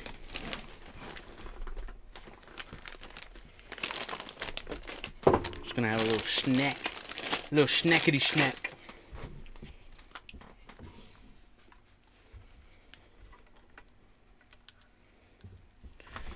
Okay.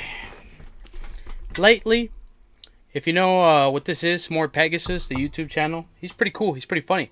But lately, he's become sort of an Asmongold propagandist, and it's like, bro, all these YouTubers are not all of them. A lot of these YouTubers that do cover politics and pretend like they're not on either side, like they're pretend center or either side, dude, they're all super disingenuous. Like,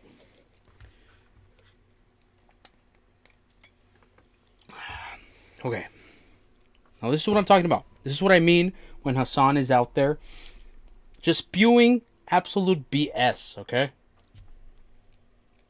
and sometimes I think, like, he went on a trip that was paid for to China. And this guy's like a hardcore communist or whatever, even though he's a millionaire. None of it makes any sense. Article. Even SpongeBob subscribed in today's video. Hassan continues crying about slap tubers and the drama sphere, saying that we take him out of context. Kappa, he says we have zero investment in politics and Quick. are simply making money from our homes? I mean, yeah, thanks. He's crashing out at streamer Destiny after he said he was worse than Hitler. He's schizo-ranting, claiming that Destiny is secretly controlling all of us and we're following his lead, and he made us hate Hassan. Dalulu, he talks about being confronted IRL by Destiny fans. He brings up Ethan out of nowhere, saying that he doesn't actually care about politics and only shits on Hassan. Asmongold has responded to Mizkif's Demon Time and makes a statement about the Tectone situation. He is absolutely fed up and says he wants to isolate from everybody and just be alone. Mizkif continues desperately trying to revive his career and continues exposing Tectone. Hassan is crashing out over streamer Los Polos in a Twitter beef. Los Polos responds, reminding Hassan he's a rich elite who shocked his dog. Yes, accurate. yes. XUC calls out. Okay, I need to skip forward. I just need to find the one part where this guy is out here not supporting the Democrats, which doesn't make any sense. Who else are you gonna ride for come midterms? Where is it? Where? Okay. Reaction. His audience has already targeted me in public before. It was a very funny moment when the DNC one. This guy's so he's so performative. United States of Ice Rail. One of them came, and then we found out that he was a ginormous racist. We allowed in here, y'all? Destiny made you. Good? Destiny made you, and he is not lying. That guy was not lying. Hassan Piker was best friends with Epstein before he was super popular and relevant at all. Because of Destiny, Hassan has the reach that he has today. That is why. This guy is the one that said, I'm gonna get Destiny laid so much, or whatever the hell. You know, they're all in the club. They're just not talking to each other right now, pretty much. Loser. You're the loser, bro. You're literally the loser. Destiny quite literally made you. In his own Discord being like, oh, I'm seeing him here. I'm shaking. Maybe he was a loser, but then again, he's literally part of the same community that you harbor, okay?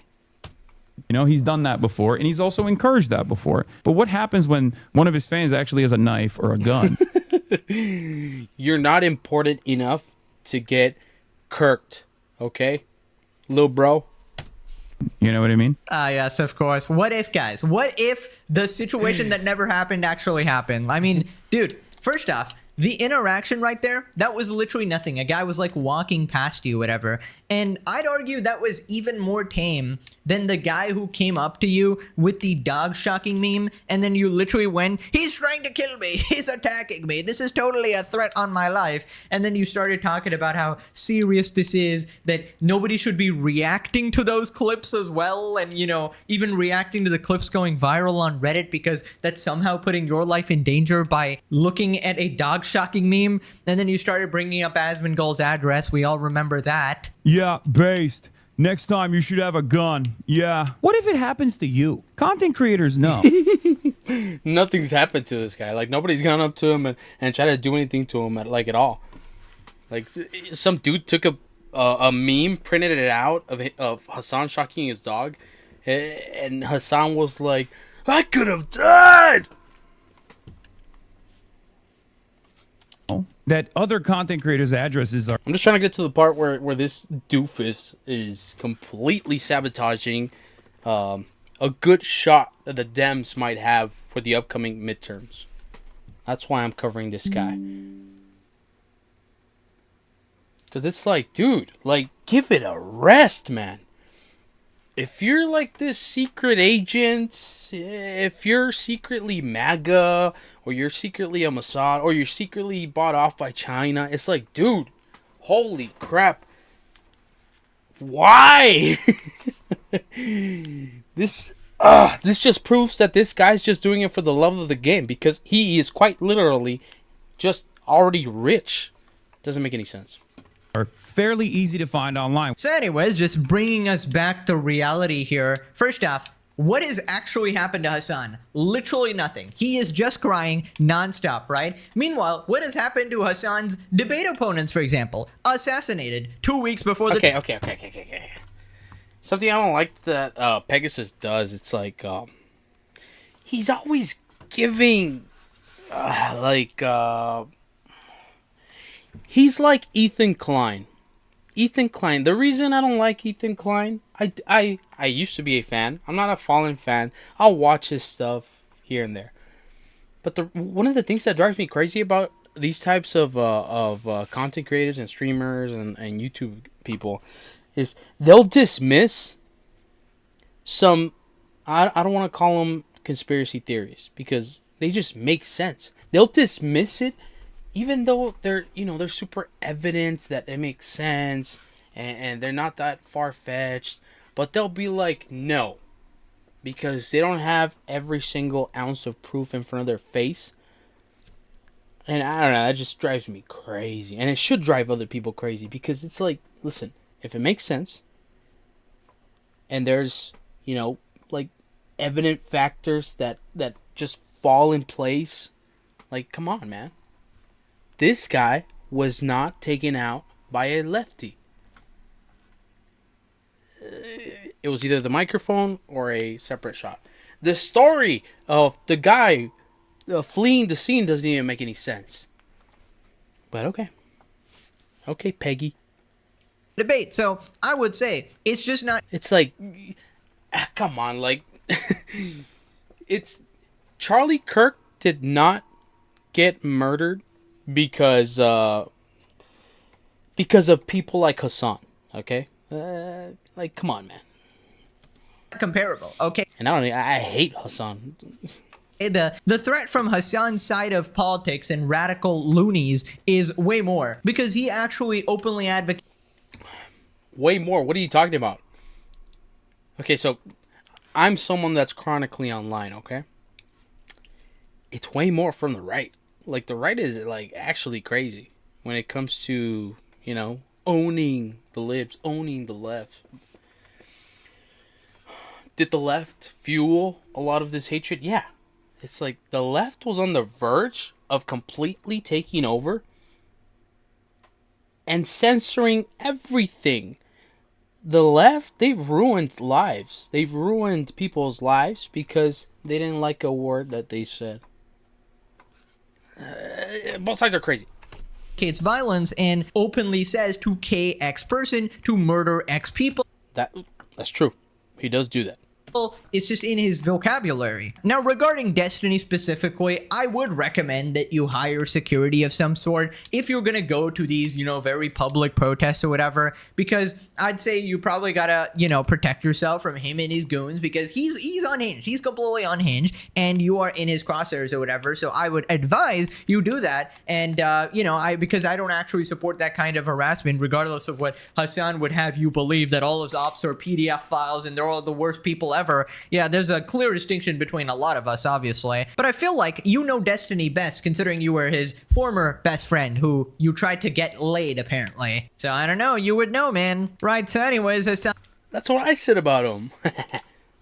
And continues going through the list. We're done with slop tubers. We're done with Destiny. Oh, it's Ethan. Whoa, what is this? Anvil splitter. Tech mod for the anvil. That's what that is. I didn't even know what this was for. Ooh. What is it? Replaces its bullets with ones that split into 4 weaker projectiles? Okay, so then what's the point of that? Why is it legendary? That's so lame. Anyways. time. We're supposed to be on the same side, right? But he doesn't care. All of this stuff is just another way to get an own. Ethan Klein does this all the time as well. He rarely Rent free. ever talks about any of the ongoing incidents around the world unless he can like somehow tie it back to iDubbbz or tie it back to me. He's What? You and iDubbbz, this guy. Holy shit, this guy. posted more about me on his Instagram stories, and every time I see it, it's like a jump. It's like you and Asmongold, where you bring him up any chance you get. The topic isn't even about Asmongold or anything, but you got to bring him up. This guy does the same shit. Jump scare. There'll be like 15 Instagram stories in a row of him like trying to yell at me. He cares more about that stuff. Listen, Hassan, what you this don't guy. understand is that clowning on you is actually a wonderful pastime. It's Yes, it is. comparable to like a good video game or a wonderful TV show, right? And that's kind of why Ethan does it, right? It's just sort of shocking. That's what I'd be doing. That's why I would, like, bring him up any chance I get, as I already do, is because he's very easy to dunk on, because there's video evidence of him being a nasty person. That somebody so narcissistic and unbelievably childish can lead such a like a cult of an audience, right? Hassan Piker is truly one of the most, I'd say, unique individuals in human history. He has broken all sorts of scientific records and laws of the universe, I'd say. He somehow reached a negative IQ. Truly a marvel that needs to be studied. Moving on to the Tectone Mizkif situation. Basically, a recap, Mizkif went demon time and he tried to expose Tectone for losing his civil court case. And he implied that he's actually guilty of SA, but actually provided no evidence regarding that. It is basically hearsay based on Mizkif. Okay, hold on. Isn't Tectone going through... Okay, damn it. This guy's becoming a propagandist for, like, the shittiest YouTubers. Okay, I just need to listen to what Hassan said. Where is he? Where is this doofus? Or was it the last one? Oh, come on. No, I know it was this one. I know it was this one. Come on, come on, come on. Where you at? Where you at, boy? Okay. It turns into... There we go. Okay. I see him trying to take like the middle ground in this situation, but obviously this is very politically charged, I'd say. So anyways, Hassan was not happy. He responded, I saw this, like, you say this because they're not storming your gated community. Oh, come on. political take. Okay, maybe it's... Ops or pedos. Yeah. I don't know what the fuck it is. That's why it hits every time I say they judge me by my enemies.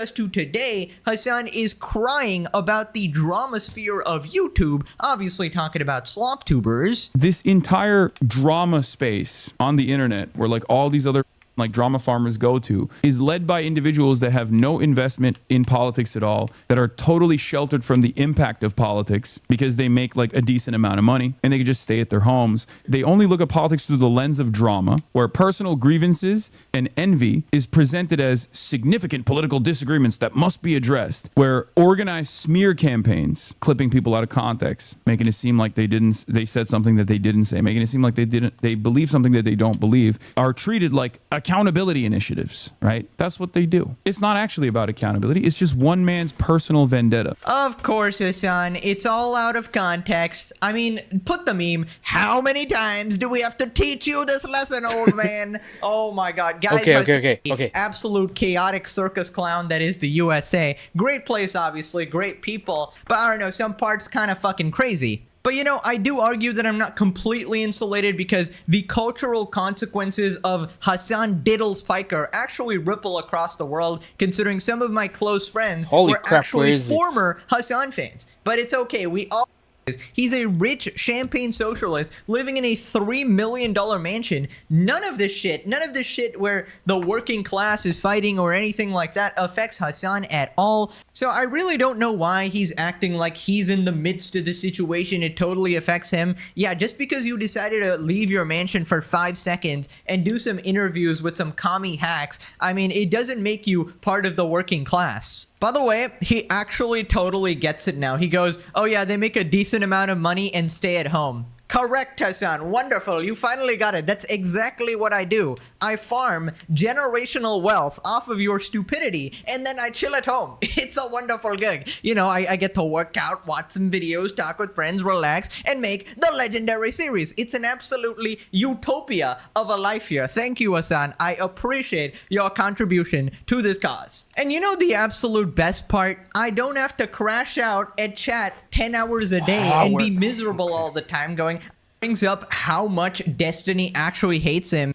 If the election was tomorrow, and this is basically Hassan or Hitler, and the rest of the political system slash country remained the exact same, I'd vote for Hassan, because he's too stupid and his ideas are too radical to get anything done in this country. But that's like asking if I'd vote for Trump versus Hitler. I'd heavily consider voting for Hitler over Trump. Destiny the intelligent streamer, ladies and gentlemen. Right, so just from reading that tweet, he says that he'd vote for the H-man over Trump. He didn't really say Hassan. I guess it's sort of implied, I suppose. But that's because Destiny is literally flippin' brain dead and equally as stupid as Hassan, which is why nobody takes them seriously at all. Now, don't get me wrong. Obviously, you can criticize the government. You can criticize Trump for literally protecting PDF files, potentially being one himself. You can criticize his use of ICE and police in Minnesota. You can disagree with all of that. That is completely valid. But then you go and say he is worse than Hitler. I mean, obviously, that is just a brain dead comparison because, you know, one guy literally killed millions of people. This is basically Hassan again going that the US government is worse than Iran.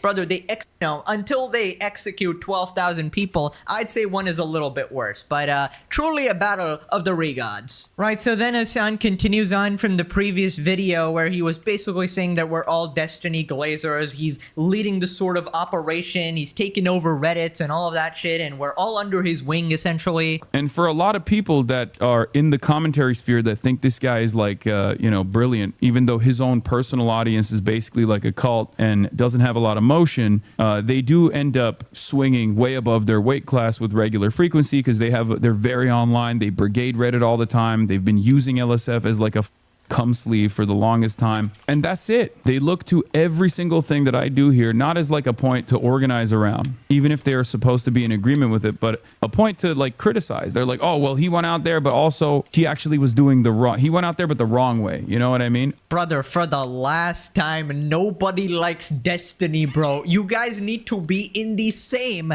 jail cell. Cockroaches-san, put the meme. Cockroaches-san. Yeah, man. Destiny is just as unhinged as you are. Hassan, he acts the same way MAGA acts when they're arguing with lefties. It's like, dude, y'all ain't no better. Y'all are the same. Y'all are two sides of the same crappy, rusty coin. And so I need to find the part where this guy starts. Okay. Maybe it was. Welcome back to a series so demon time. Even. Oh! I look like that guy, huh? Except for the blue eyes. Okay. It's this one. People only hate him because they're uneducated and stupid? He's ranting about slop tubers, claiming we plagiarize Reddit and that we're a tight-knit community of presumably PDF file degenerates. A mega projection. Subscribe or you gotta pick between Destiny and Hassan as a father. Your CAMPFIRESONG song. Your COOOOO couple more O's. KEDDDDDD. The SONG song. Let's up those numbers! Now let's begin. Right, so we're back. Hold on. Now I gotta escape this freaking thing because this other doofus.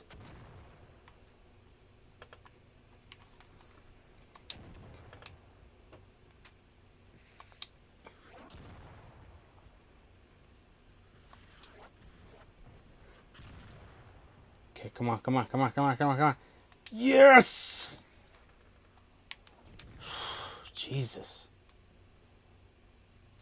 Okay, anyways. Back with our favorite show on the internet, Two regards fighting. So basically, Destiny is beefing with Hassan again, and it all started here. Basically, somebody tweeted, new DHS, not FBI, will investigate today's fatal shooting by its own officers. Sources tell Carol. Hassan tweets, United States of Israel basically. And basically context, they're talking about the situation in Minneapolis with the ICE officers. So Destiny responds, you have a moral obligation to bully the F out of this guy if you ever see him in one of your protests. Don't let CCP paid agitators infiltrate liberal crowds of protesters, make his presence as uncomfortable as possible until he's forced to pack up and F off back to his...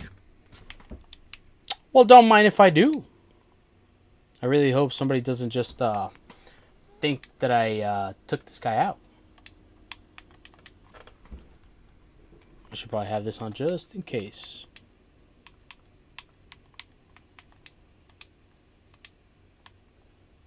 Okay.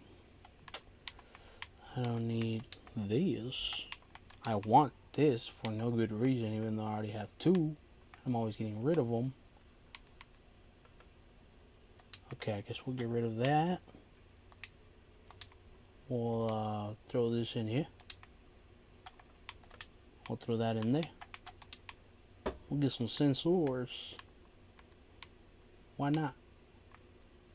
Alright. Oh, but I need the seeds.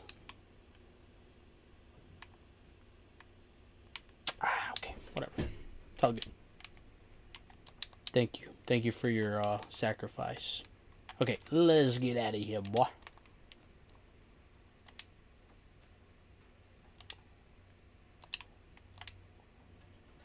I'm not even trying. Oh, look at that. Oh, that's exactly what I need. Okay, cool. Cool. This is a good drop. This is a good drop.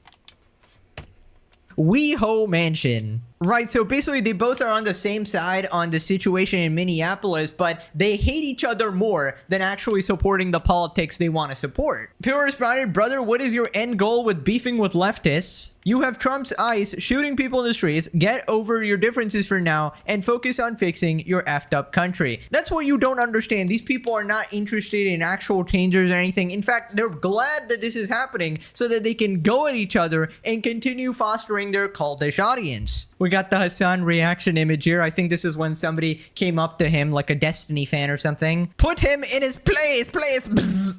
That is a Kaya reference. I understood that reference because Hassan shocked his dog. Irrefutable. This speaks volumes in how today, well, in today's society, we live in a society. In today's society, it doesn't matter what you see. It doesn't matter what type of evidence is presented. If you're stuck, like, to one side, you're not gonna budge. And I found myself thinking, you know, it's like, why is MAGA the way they are? Why are the left the way they are? And I gave up on trying to understand why they are the way they are. But I do know that because they refuse... Oh crap, do I need to help someone? Hold on, bro, I got you. Come here.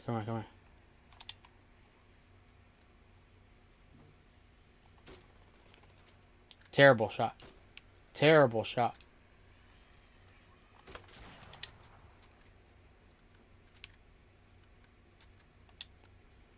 Don't shoot me, bro. Please don't shoot me. Okay, cool. Just making sure. Let's get out of here. Yeah, boy. Oh. Okay.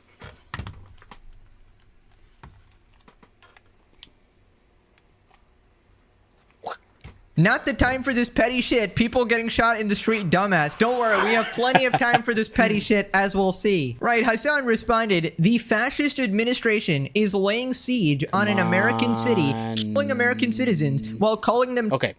Trying to get me deplatformed. No. And has worked alongside the ADL and things like that to actively get a bunch of pro-Palestinian people. This one? And also telling his audience about Asmongold's address. Dylan Oh my Burns, goodness, bro. Why can't I Hunter find it? Avalon, Hutch. Right? If I had to pick fan base to go harass each other, destroy commentators, it is so cooked. It is so Fucking mistake. Anyone who tries to tell you that Kamala Harris. Okay. Listen, lil bro. I don't think Kamala right now. Listen, not a fan of Kamala either. We got the left side, the Democrats. They got stuck with her. Okay, it's all gonna shit, and they're all bought off by the same people. Whatever. I don't think Kamala. You can say whatever you want about Obama and Kamala. Yeah, sure, they're all bought off and they're all terrible. Listen, Obama had some pretty shitty policies when it came to whistleblowers. He wasn't like the perfect president either. Okay, a lot of flaws in that administration.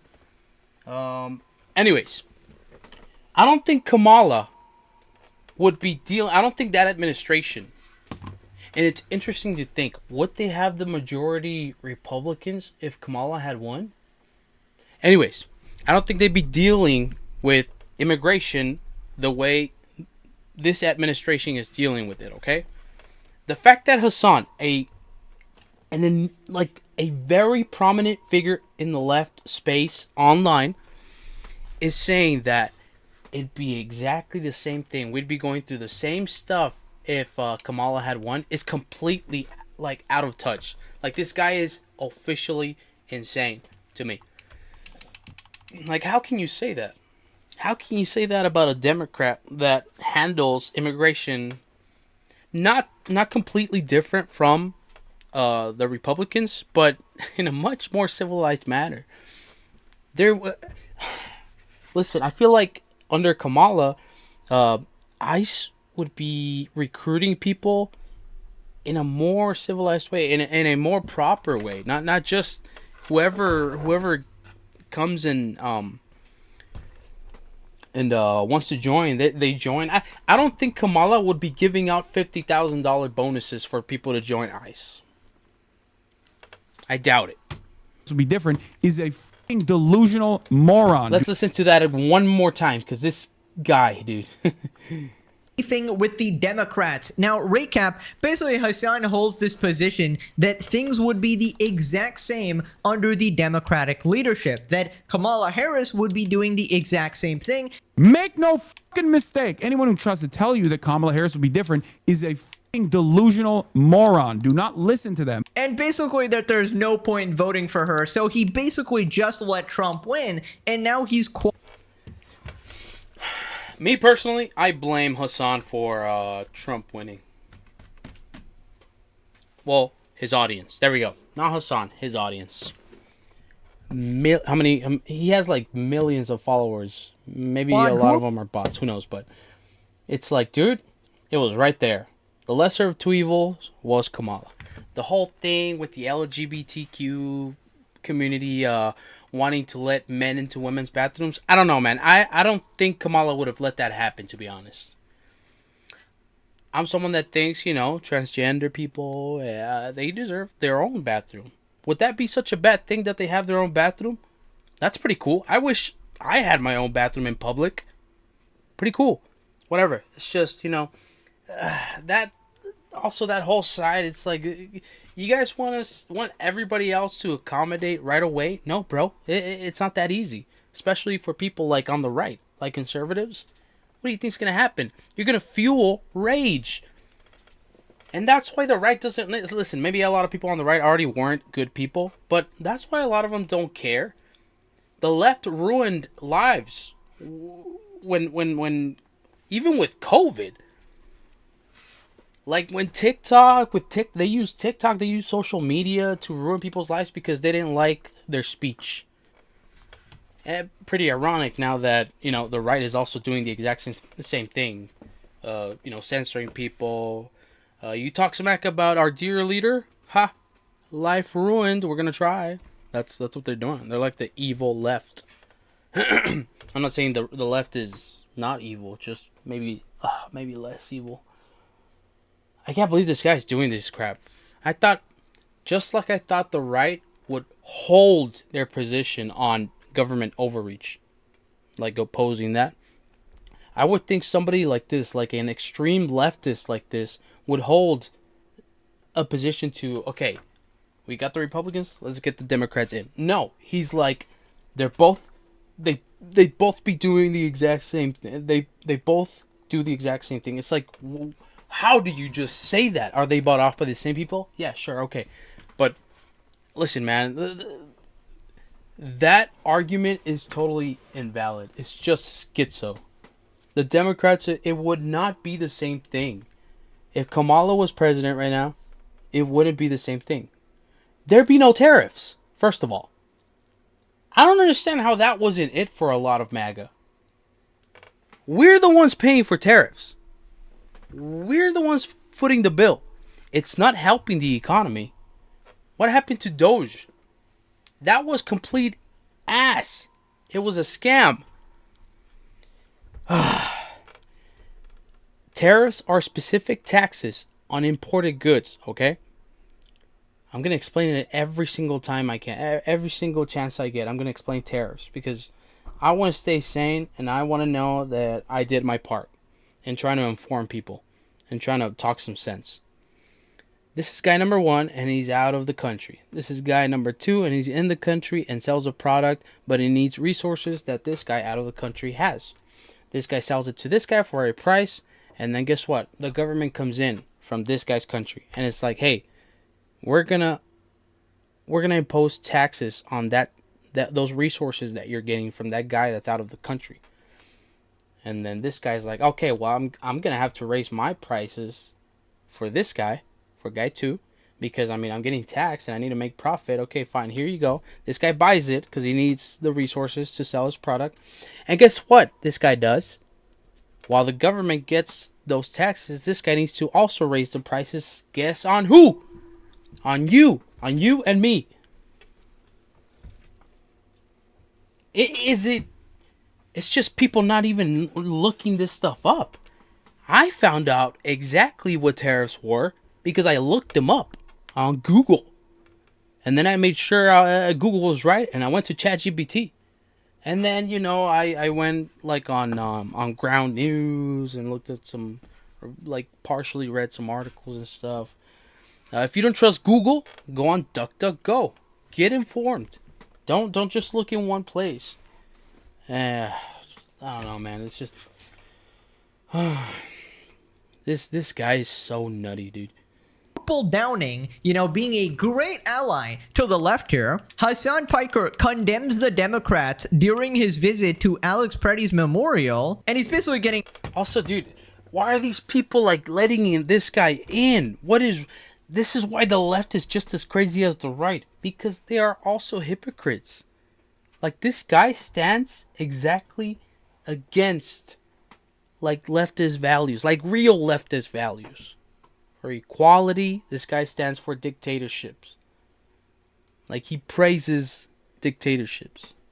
It's insane how just hypocritical the left can be. Like, a lot. Interviewed by this person over here in this setting. Honestly, a lot of Democrats like to say, "Oh, this kind of violence, police brutality would never happen if a Democrat was the." And his argument is, mind you, before Obama, how many Republicans did we have? Okay, this guy's argument is about to be, hey, even under Democrats, we still had police violence, and Black Lives Matter. That started when? And it's like, dude, that is systemic. That's not so. It's not entirely on the Democrats. And also, on that side, there's gonna be more people on the Democrats' side. There's always gonna be more people that are gonna want to do good and are gonna want equality more than on the right side, obviously. But this guy's saying that no, it's the same crap on both sides. Doesn't matter who's in, it's going to be exactly the same. No, there wouldn't be tariffs. ICE wouldn't be dealing with immigration the way it's dealing with it right now. There'd be no murders. Maybe there'd be casualties, yeah. The Democrats aren't innocent in how they deal with immigration. Like, they've dealt with it pretty crappily in the past, but at the very least, they try to remedy. Okay, at least they try to fix the wrongs that they do. Maybe they take forever. Maybe they're shit at doing it. But at least there's like this dim light of hope that they like spew onto the left and the Democratic people. And this guy's saying it'd be the exact same thing. It's just schizo. And that's obviously not the case, considering that police violence never really stopped under the Democratic Party. I mean, people don't remember. But It's like, how do you just say that? Like, bro, what? Black Lives Matter initially started at Ferguson, and that was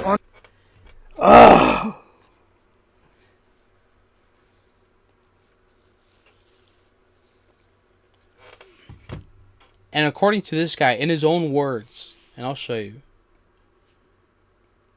he doesn't care, like, what black people... Okay. Son, Piker being racist towards... He is pretty racist, actually, towards... Not only to black people. Not only towards black people.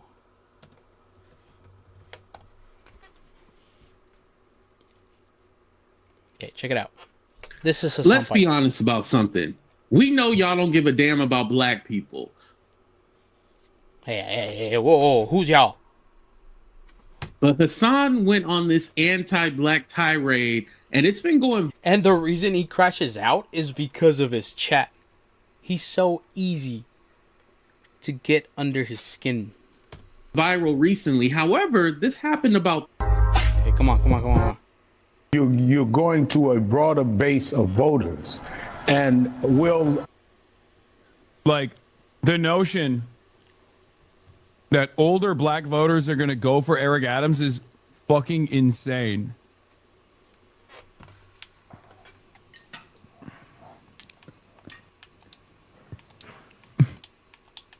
That's crazy. He's going to start getting some comments in a minute. With all due respect, you don't know black people? With all due respect, I know polling.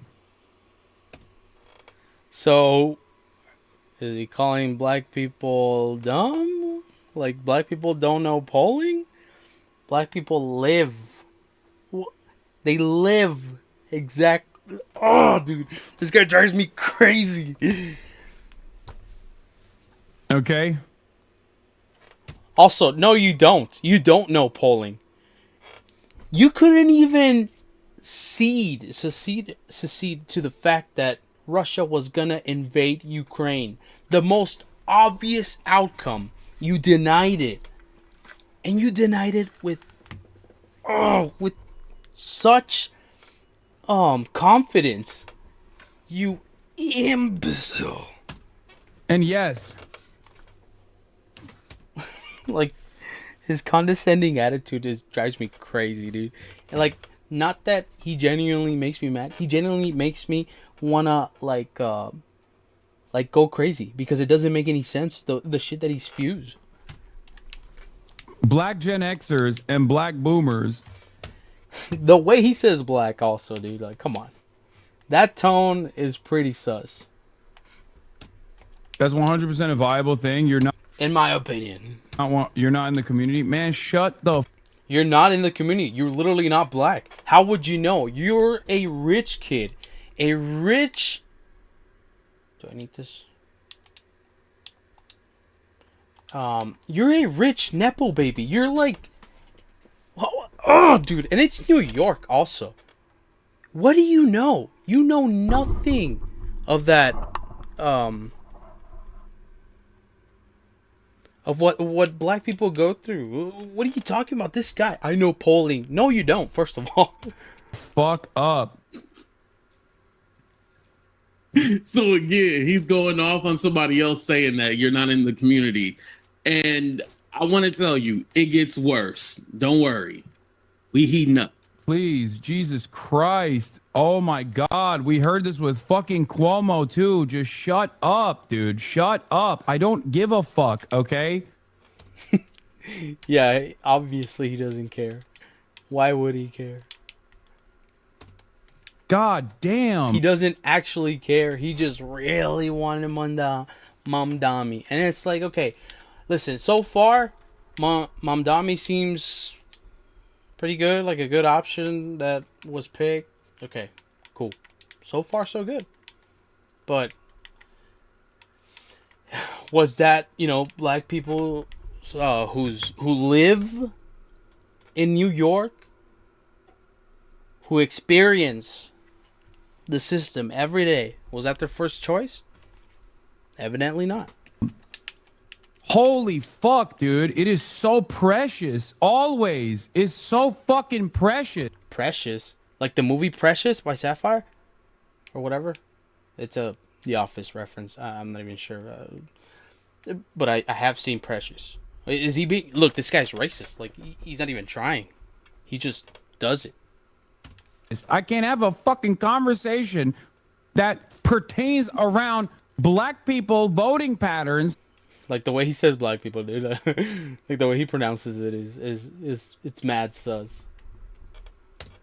Without everybody fucking chirping at me like I'm on a fucking Klansman meet. Like I'm a fucking Grand Wizard of the KKK or some shit. Jesus Christ, I'm doing fucking elections analysis. God damn. Why is he so mad at us? There's the guy Ethan Klein who's been harassing him for like the last 3 years. What? This guy's... Are you dumb? They used to be friends, and he's always going off on Hassan and talking about his relationship and all this other shit. And he has more anger for black people than he does Ethan, who's been trying to destroy his life. But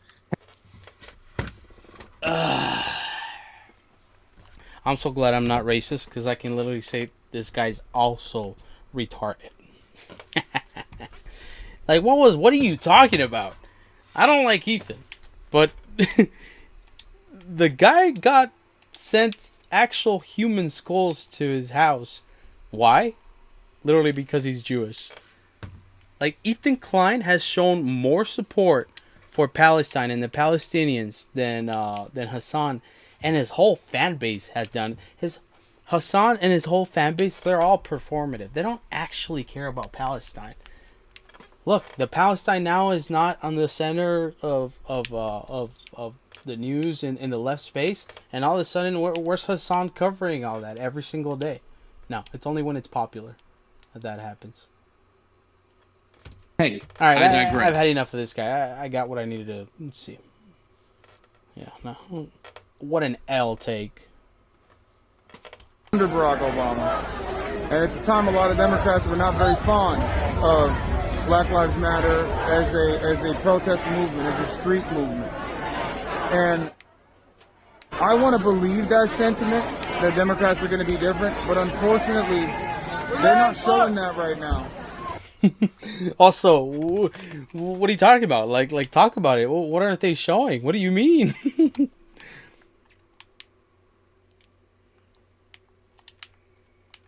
Whoa. Back up. It's always too little, too late. It's always too little, too late about what? What are you even talking about? Kamala, she pretty much got she was abandoned by Sleepy Joe. Like, what do you mean too little, too late? You could have said you got stuck with the second option. That would have been a little better. Too little, too late. What example? None. This guy's insane. Maybe ICE is fine, but we don't want to fund ICE. What? In this current version of ICE, never abolish ICE. Now, some Democrats do say that, but there's obviously not enough momentum in the National Party. They're not listening to the demands of the population, just like they spent 2 years refusing to reckon with the crimes of genocide in Gaza. Holy crap, dude.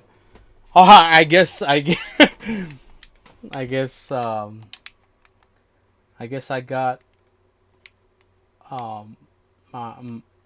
this guy shut my mouth. Like, I mean, he brought it up, but he only brings it up when he's trying to deflect, when it's convenient.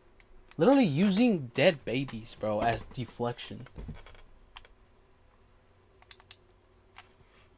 Oh my God, Hassan, that was close. You almost went 1 entire minute without talking about Israel and Gaza. Oh my God, you almost did it, Hassan. You almost overcame the absolute crack addiction you have here that, you know, bringing up Israel in every single thing, whether it be your cereal box running out of cereal or whether it be you shocking your dog, it has to be Israel. But anyways, let me just get this straight, right? So Hassan is currently out on the streets to condemn all of this police stuff, you know, the situation with ICE, you know, out there in Minneapolis. But when he had the chance to actually vote for it, right, there's crickets. So Hassan fans, please help me understand how this is not the ultimate grift. So basically... And in there lies the true essence of Hassan's charisma. That's my favorite line from The Office. He's a grifter! That's all he is. Just like Charlie Kirk was. No, even Charlie Kirk was more, wasn't as... Actually, no, Charlie Kirk wasn't even dishonest. He, like he was actually 10 toes down for all the bull crap, racist, misogynistic shit that he stood for.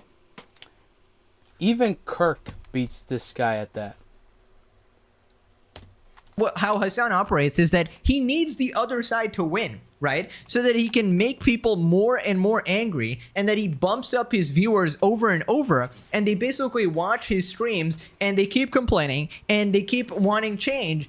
And he farms them like, donate your last $5 and I'll bring about socialism in a utopia, right? That's the promise here, but ends up doing nothing. And when there's actually a moment...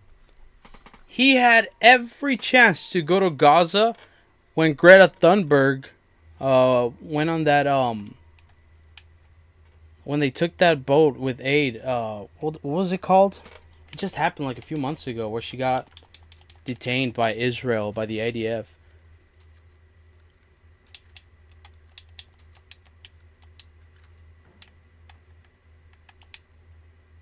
Like, that's an actual lefty that I would personally support, that I actually do support, is Greta Thunberg.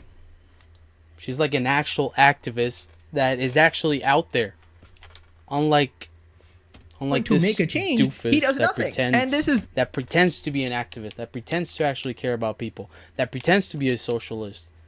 Champagne socialist, more like it.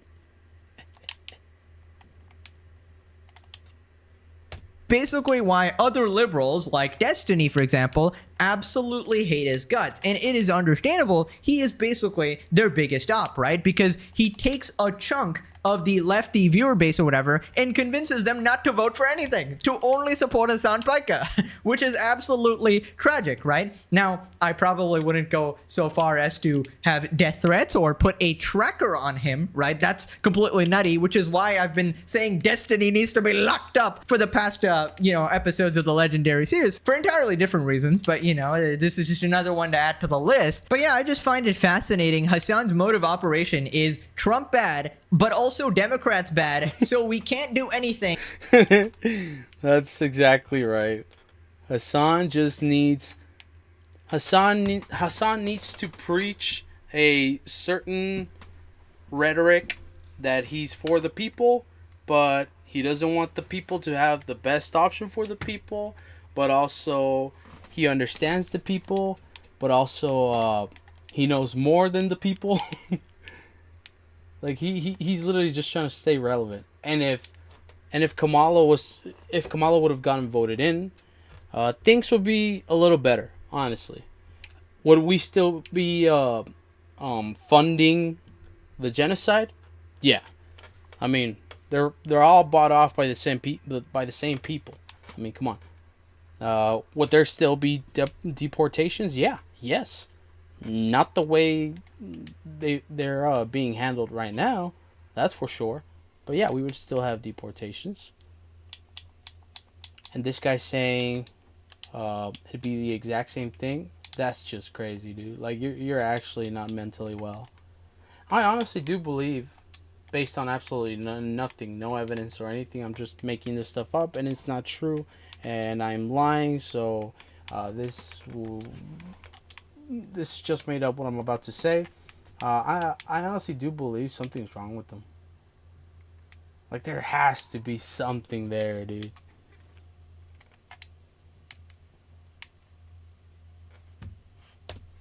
Let's just give up and watch all my streams till the end of time, right? And then he cries, why do liberals hate me? Why am I not taken seriously? I don't know, man. Take a guess. Right, so then he says that he didn't vote Democrat essentially because of Israel. Nobody's shocked except Kaya. And even to this day, still have the audacity to bring that up as a gotcha when they say, oh, well, you should have voted for us, even in spite of the genocide. And as Ta-Nehisi Coates famously said, a party that doesn't care about genocide doesn't care about defending democracy either. You only cover it when it's convenient. What are you talking about? You don't actually care. Anyways, that was it. That was my whole rant on Diddy Piker. Diddy Piker because he went to a Diddy party. Like, he actually did go to a Diddy after party. Like, self-admittedly. Hassan Piker Diddy after party. Ain't that nuts? What? Are you denying going to a Diddy party? Of course I'm denying. This didn't happen. What are you talking about? Think. Think. Okay. That's something you should be doing, and he will.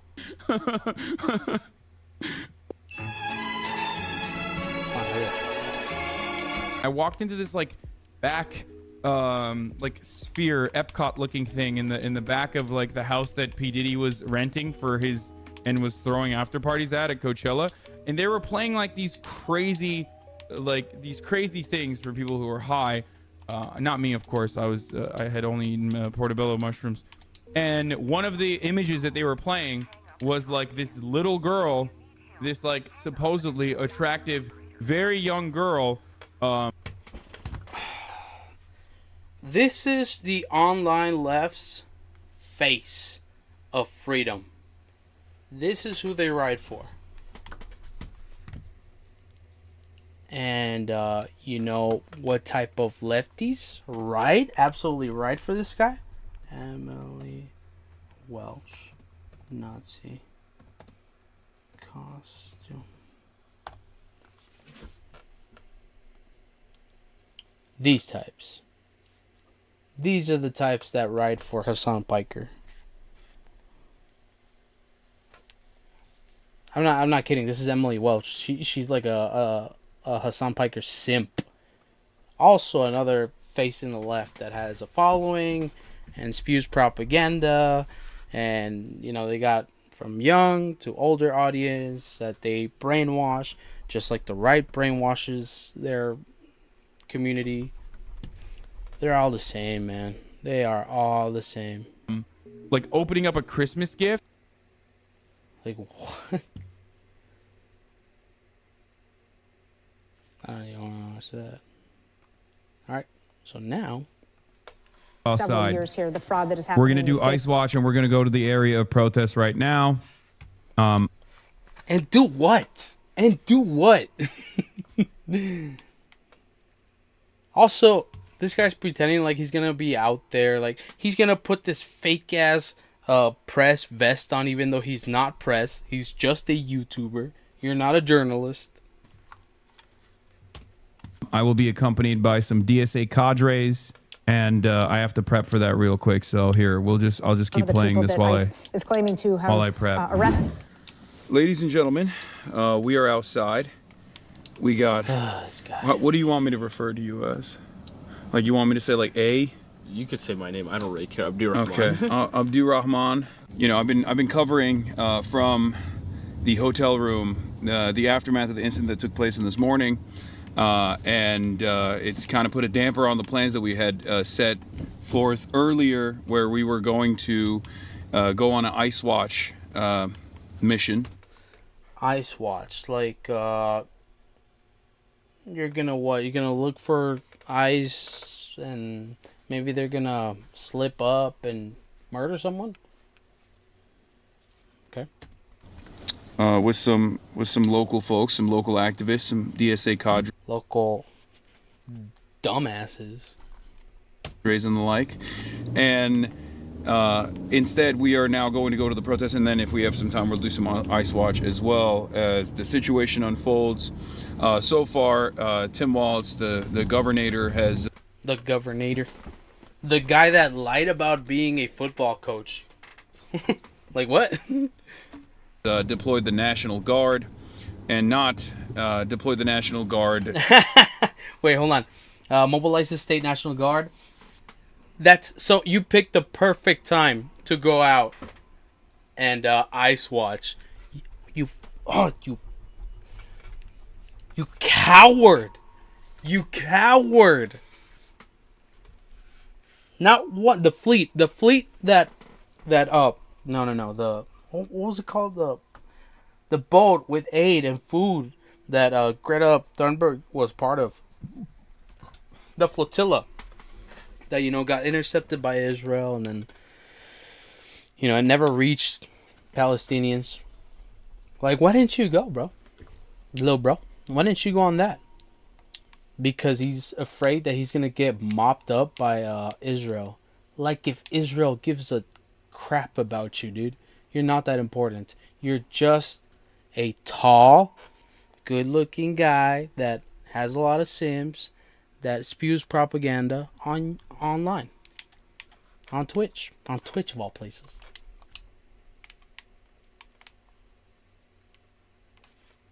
In the direction of working alongside local law enforcement to go and potentially arrest the agents that murdered a citizen of Minneapolis. But instead, they are gearing up, as far as I understand, to conduct... Oh, they closed the road. Okay, well... Show it. Show it. Come on. Show that they closed the road. I don't trust you. We already have our first road closure. Yeah, but to conduct, anti-riot activity. Where's the U-turn? Wait. Hold on. What do you mean close the road? Aside from that, though, I'm going to give you my heat tech situation, and I want to hear your position on this as a local. Go for it. A local that's been acclimated and situated. A local that was handling the walls. The governor has deployed the National Guard and not deployed the National Guard in the direction of working alongside local law enforcement to go and potentially arrest the agents that murdered a citizen of Minneapolis. But instead, they are gearing up, as far as I understand, to conduct... Oh, they closed the road. Okay, well, we already have our first road closure. Yeah, but to Walz, the governor has deployed the National Guard and not deployed the National Guard in the direction of working alongside local law enforcement to go and potentially arrest the agents that murdered a citizen of Minneapolis. But instead, they are gearing up, as far as I understand, to conduct... Oh, they closed the road. Okay, well, we already have our first road closure. Yeah, but to conduct... Why don't you show it? Conduct, anti-riot activities. So it's mostly operating in a riot police capacity for the time being. Aside from that, though, I'm going to give you my heat tech situation, and I want to hear your position on this as a local. Go for it. A local that's been acclimated and situated. A local that was handling the cold quite well yesterday. Okay? I got 2 layers of insulation, like 2 thermals. Oh, wow. I got another pair of pants on top of the snow pants that I'm wearing. That's a little bit of an overkill. Okay, I got heat socks that I charged up. Yeah. But underneath the heat socks, I got regular socks, and then on top of the regular socks, I got heat socks on. And then I'm wearing the boots. Oh my. And for the gloves, I have a Gore-Tex glove, first layer, and then on top of the Gore-Tex layer, I have another the heat gloves that I bought. Yeah, that's a little bit of an overkill. You think it's overkill? Well, hello, friends. Hey, Raquel. Hello. Yeah, that's a real vest. Is it ceramic? Hold on. Thank you so much for doing this, by the way. No worries. March is you bailed. I don't know if I'm on March's level, but I'll. This guy's such a shill for communism, ain't he? That hat is a choice. That hat, that top thing on his head. What's it called? It's a. I'm gonna just call it a Russian beanie. That's a choice. Like, he's so cringy, dude. Try. Nah, he sucks. Don't worry. Don't worry, King. He's ass. God damn, this shit's heavy. I think must be like, look at what he's wearing. Oh my god, bro. 36 or 35-year-old man, by the way. Out there pretending to be of the press to get some likes online. This guy is so scared to become irrelevant. 60 pounds. It's quite heavy. Yeah. It fits. Oh, nice. Yeah. Got it on. Are you feeling much more VIP now? That shit, he bought it himself. Like, it was it given to him by an organization of news or whatever, a journalist, whatever. Like, no, he made it. Like, he bought it online or some shit. He slapped the Velcro press thing on and said, this is it, guys. I am officially a journalist. Like, dude, like, holy shit, dude. Like, your brain is cooked. Yeah, feeling very VIP. My fingers are freezing from like the brief moments that we've spent outside already. You like want to get in the backseat with me, by the way? Yeah. Since I see the sun. Okay, so we're gonna go first to the protest site, right? And then talk to some of the people there, you know, get a feel for what's going on with the locals. I mean, this is good vibes overall. And very little police presence, it seems. Oh my god, it's fun. It's almost like you picked the perfect place, you wuss. Yeah, for sure. I'm feeling less cold today. I also, someone gave me these stickers earlier. You want to slap them on my leg? I absolutely do, because you look like Bovino in your green jacket. Yeah. Okay, Bovino wishes he had my height. Bovino's a manlet. Small man syndrome. Bovino is a manlet. He's like, what, 5'4"? I heard he's like 5'2". He actually has a legion of agents that are just like, yeah, slap it right here or something. All the short people that walk around with him. Dude. Also, this is the side that's, you know, for acceptance, and they're all... Now, I'm not trying to defend Bovino. He's a piece of shit, but... you know, this is the side that's, you know, inclusive, and they're always making fun of short people. And it's like, okay, guys, yeah, you're so progressive. Like, they're always absolutely shitting on short people. Ethan Klein does that also, so it's pretty funny how hypocritical these people are.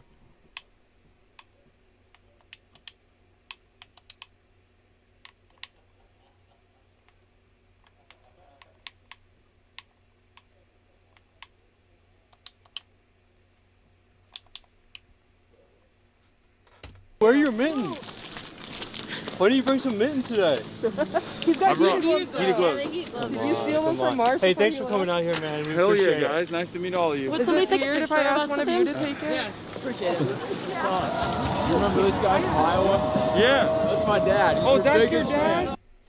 That's the only reason this guy goes out there to protest. Just for the clout. Oh, man. 35-year-old man that has an open Snapchat, by the way. Oh, Jesus. Ain't no way. Yo, this is the cool ass Hasanabe, the youngest Hasanabe head. Oh, from Iowa, shit. the one that was wearing He's the probably mirror. watching right now. Hell yeah. He's proud of you, man. Yeah, he loved it. Welcome to Minnesota. What is up with the people that love public figures? I'll see that shit online in comment sections. Like, people will be like, yeah, I loved Charlie Kirk. I love Elon. It's like, bro, what? Are you guys okay? What? Love? Like a friend? He's not your friend. You've never met him. He wouldn't care about you if he met you. What do you mean love? What do you guys mean love? How do you love someone that you've never met?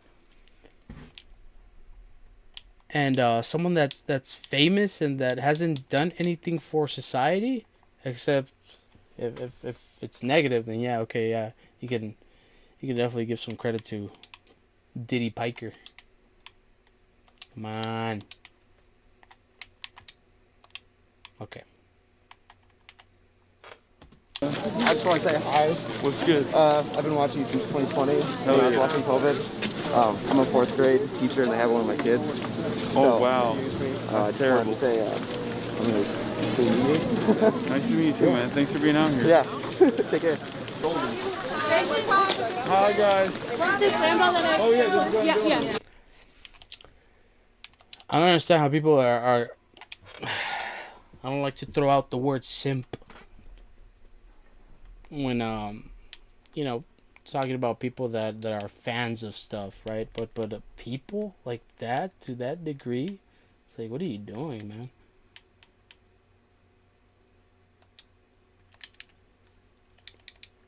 Just 1 second.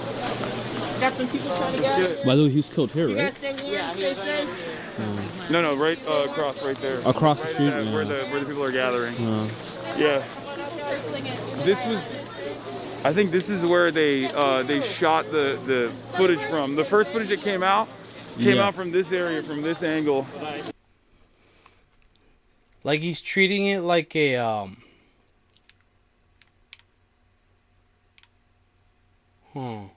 He's treating it like a tourist attraction. Like, hey guys, check it out. This is where somebody got literally murdered for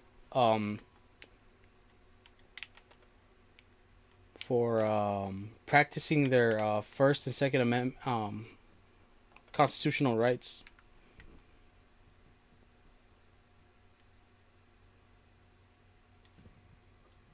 It was in here. What's good, it was man? in Glamdall. Oh, it was inside Glamdall? Yeah. Okay, it seemed like it was Glamdall, okay. And then... And there's nothing going on. He's in no danger. He's not actually, like, making an impact on... like, he's not even doing anything. He's just walking, pretending like he's part of, like, this big thing. Here, we'll go over there first. We'll take a look at the area first. And this is like only blocks away from where Renee Good was shot, right? And also, like... Yeah, is this a different ward? It's not all Ward 8, though. It's not all Ward 8, no. No. But it is within, It's like, Omar's about a district, mile though. of Yeah, both yeah. Renee Good and George Floyd. Yeah. Yeah, that's crazy. It's all in Omar's district, right? Yeah. Yep. Yeah. He's been out here all day, I think. Yeah. I swear, whenever I get rich, like, because of my work and stuff, I'm going to try to meet Greta Thunberg. I'm going to take a selfie with her. I'm going to be like, can you say shock? That'd be pretty cool. Yeah, I thought I see him. Oh. More shells in this come. He's like looking for trouble where they're like pretending like he's There's nothing going on, by the way. Turks, what's good, guys? What's good? Hey, check your out. Like, he picked the perfect time where Walls is like trying to move what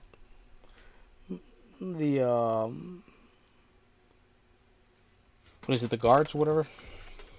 Check your out. Good. All right, this coming here. We appreciate it. Of course. You staying warm? Thanks for, yeah, a little bit. My You need hand warmers? fingertips. No, I got them in my, in my gloves right now, but it's not. How long you been on here, dude? Like, what are you guys doing, bro? What do you mean I love you, Hassan? Like, that's so...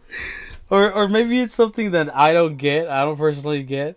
Like, I don't understand it. Like, but what is it about telling people you've never met before? Like, being so... dude. Like, I'm obsessed with Hassan, but, like, in a negative way. Like, I think he's an absolute pest in the left space. Like, he's turning people to the wrong side. He's literally... Like, some people watch his content and they'll turn to the right. Like, he turns people to the shittier side. That's why I'm obsessed with covering this guy, because he's such a fucking... this guy sucks. I don't know if I didn't recognize him. I was telling him I would have never known that. Yeah, bro, I got the text. I got heated socks. Oh my God. Oh, the first day after we did the whole, after we did the direct action, we were walking. I was like, "There's no f***ing way I'm gonna take that." I ordered like $700 worth of. Like when your boss makes a joke and you want to laugh because you're trying to suck up to him or some shit. I don't know. I've never done that, but I've seen some memes. Heat gear. Yeah. It's like, nope, not repeating that again. How often do you plan on using that shit too now? Oh, I'll probably. Yeah. Great for all the LA weather that requires heated gear like this. I don't plan on coming back to Minneapolis anytime.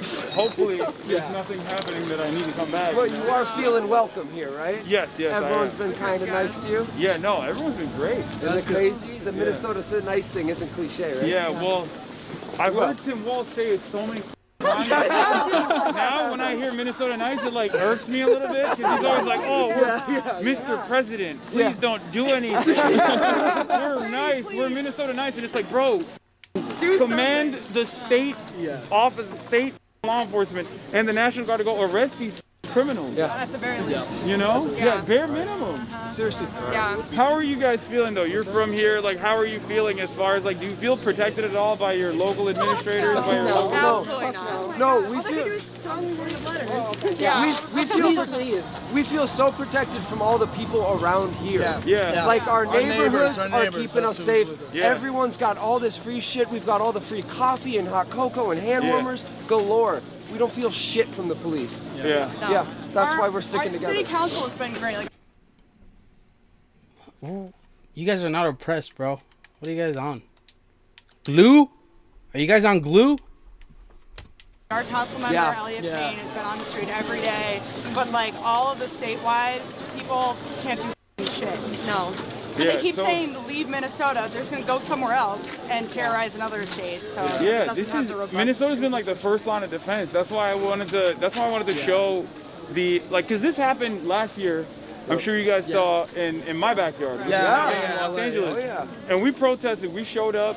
We were out there just like, you know how there's like 24/7 outside of Whippet? Like we had 24/7 outside of the DHS facility. And on top of that, we had daily we had the daily clashes and stuff. In that situation, Karen Bass and everyone else basically used local law enforcement to subdue the protest and do crowd control.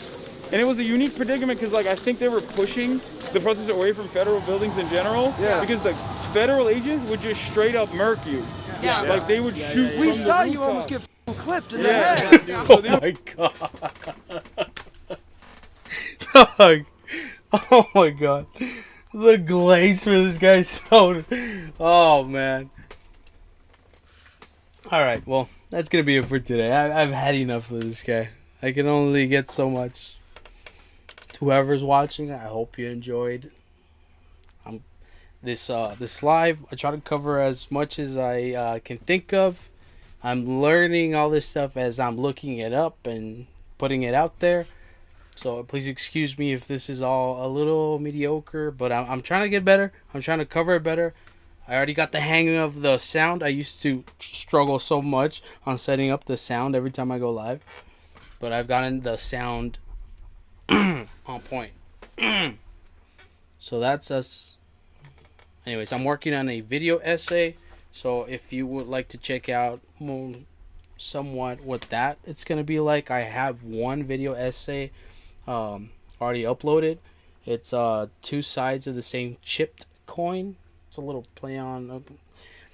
Check it out if you want. I'd appreciate, like the support, and I hope you like this. I'm always gonna, try to upload better content as I go. I'm really trying to focus on the video essays. So if the lives are kind of a little janky, a little like rookie, yes, they are. But I'm trying to come up with maybe a better format and the way I do the live. Maybe I'm gonna try to like cover more like broader topics. And I'm also saving up for a better mic because this one it just catches everything. I can't even I can barely touch it and it'll catch that. I'm afraid to move it because it catches the sound of the spring here. Like it travels somehow and you can hear the metal. But anyways, I still haven't figured out how I'm gonna do the outros. So I hope you had a good day today. I hope you have a good day tomorrow. And remember to drink water. I know you haven't drank water today, so drink water. Okay? All right. Also, if you're seeing this and you stuck around, let me know if you like the one screen here, and then the little me in the bottom. And that's my logo in the back. So anyways, I hope you like the live.